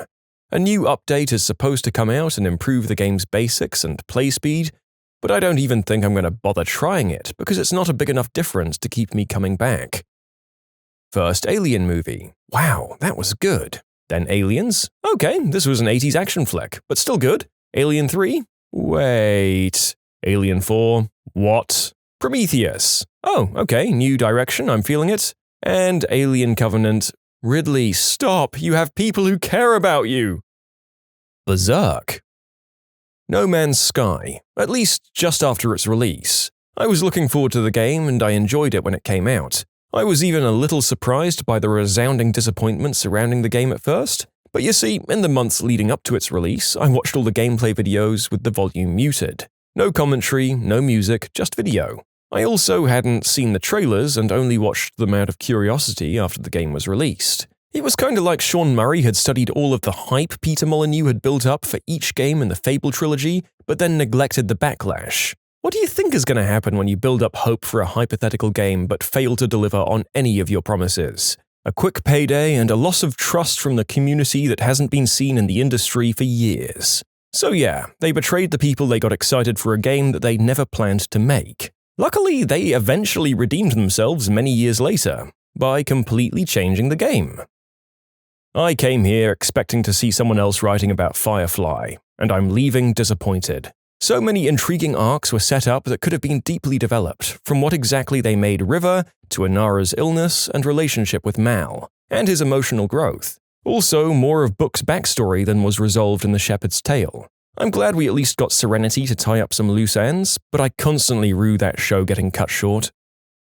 A few come to mind, to be honest. Avatar: The Last Airbender with that crappy movie adaptation, Eragon with an arguably equally crappy, if not even more crappy movie adaptation, Chronicle, for those who know that movie, by Fox, ruining a pretty amazing sequel script, Martyr, leaked what would have been a pretty good sequel in my opinion, and in turn trying to turn the franchise into a paranormal activity-like cash cow that ended up just tanking the franchise with no sequel release. And Halo fans with the garbage writing of the last 2 titles.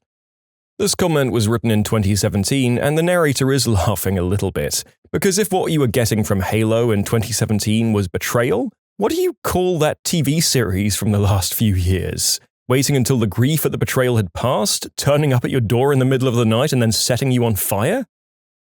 Facebook. I'd definitely say that fans and supporters of it have been betrayed pretty badly, along with all other users. Half-Life fans. Seriously, it's like the fans did something to make Valve angry. The Miami Marlins. Fire sales after each of their World Series victories, then they fired Joe Giardi after he was named Manager of the Year and led them back to respectability in 2006. Then, after the city builds them a new stadium, they go right back to giving away all their stars this past winter. Written in 2017. Steven Universe. Hey, wasn't that a fun year-long hiatus? Here, have 4 new episodes in 1 week before your next year-and-a-half hiatus begins. Don't worry. While you wait, you can still watch reruns of all your favorite episodes of Teen Titans Go, literally all day, every day, with a new episode each week. I'm thinking Star Wars fans. After the prequels, Disney takes over and throws their entire extended universe in the trash, then regurgitates the first movie again and follows it with a sequel designed to shake things up by destroying what's left of their dogma. Fans of the Game of Thrones books. I've accepted my fate. I can't really get into the show despite devouring the books, and it's been so long since I've devoured the books that I've lost interest. Gargoyles. Awesome, before-its-time cartoon on Disney in 1992. It still has some of the most dedicated and crapped-upon fans in 2018. We got 2 amazing seasons right out of Greg Weisman's beautiful head before they ripped him off the show and gave us nonsense in Season 3. Greg tried to continue with comics that are released so sporadically that Steven Universe would cry, and with art that fan artists would laugh off of DeviantArt. All the while, dedicated cons are going on with people who love the series, still screaming for good content. For 25 frickin' years. Greg has an Ask Greg website where he has almost admitted every plot point in the series, and it is stuff of a writer's nightmares. With each question, he oscillates between hopeful, coy answers, making us think that something might be in the works for us, to depressing tell-alls, knowing that he's screaming his story into the wind. The best continuation, in my opinion, is this behemoth of a fanfiction site that wrote novels on every facet of the story, from Wyvern Castle to Current Timeline to Time Dancer to 2148. Glorious fan art, enchanting OCs, true-to-character depictions. Sata is better than Katana any day of the week, almost forgives the fanfic washing over the Lexington being gay thing, but it too is consumed by the void. Every year there's a rumor of a live-action movie, but every year it's live-action disappointment. For 25 frickin' years. System of a Down fans. We waited when the hiatus happened, we waited when they wanted to tour a bit with the old stuff after the hiatus ended, we were told an album was in the works and patiently waited, and now Surge is like, meh, I don't like singing anymore. Frick, dude, let the other 3 move on if you don't want to do it. You let us down every time one of the others has to say, Surge is the holdup. More like System of a Letdown, am I right? Call of Duty fans. Modern Warfare 2 remaster without multiplayer? Really? Paragon got absolutely messed over by Epic Games. Paragon was going okay. They released a new update called the Monolith Update, and it completely changed the game.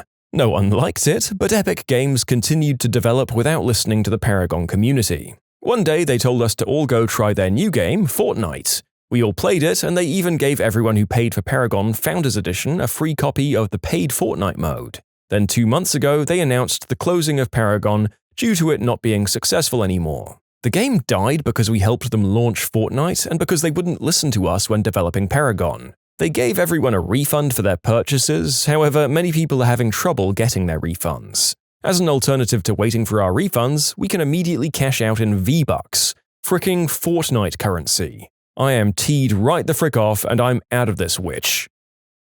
Doctor Who. Stephen Moffat is the devil. Gamers. Companies think that they're doing a public service when they try to appeal to casual gamers, but this just creates vanilla games that flop because casual gamers never devote a substantial amount of time into any single game. Stop appealing to wider audiences and just make games gamers want to binge. I'm looking at you, Sea of Thieves. The narrator mostly agrees. That probably explains why almost all of his purchases end up being indie games these days. Time to go dip another few hundred hours into Stardew Valley. I loved SimCity growing up. I played 2000 all the time despite not understanding how zoning worked. Think about that. I'd play a game where I put down roads and police stations and schools, and didn't put down zones. That's crazy, but I loved the idea of building little working cities. As I got older, I moved to 3000, and I still consider it my favorite game of all time. I literally have the bound manual for 3000 on my nightstand right next to me now. I have some of the songs from the soundtrack on my phone because I like to listen to them when I ride the bus to work, because it reminds me that I live in a city just like the ones I used to build as a kid. The new SimCity was so misguided, I feel like I would have been less disappointed if they just rebooted it as a first-person shooter. Why is this always online? Oh, we need to offload the processing power to the internet to handle all the features. Like how everyone in your city is an independent person. Yeah, that's a lie. And we proved it was a lie within like 24 hours of release. This is just to avoid piracy, isn't it? No, there's also the multiplayer. I don't really want to play multiplayer. Can I be offline when I play alone? No, there's a commodities market that impacts everyone. You wouldn't want to miss out on that, right? It's just a laundry list of bad decisions. Small city sizes, just a real lack of humor in the writing. It just feels like a game made by people that didn't understand what made SimCity great. It was pretty, and you could simulate a city. That's basically all they got right. Good night, sweet news ticker. I hope we'll talk about broccoli and llamas again in another life. Matrix fans. They promised it would be a trilogy and then never delivered. On the other hand, I was a little afraid that the new movies might ruin the original, so in a way, I'm glad they never came out. Anything Michael Bay has made a movie out of, Transformers and Teenage Mutant Ninja Turtles especially. Seriously, the man seems to make a hobby out of taking a dump on my childhood memories. When you subscribe, make sure to hit the bell to turn on notifications. Put the playlist on in the background to finish listening to all the stories, or if you want some vibey music to put on in the background, check out easymode. If you like Am I the Genius, give Am I the Jerk a shot. Everything linked in the description.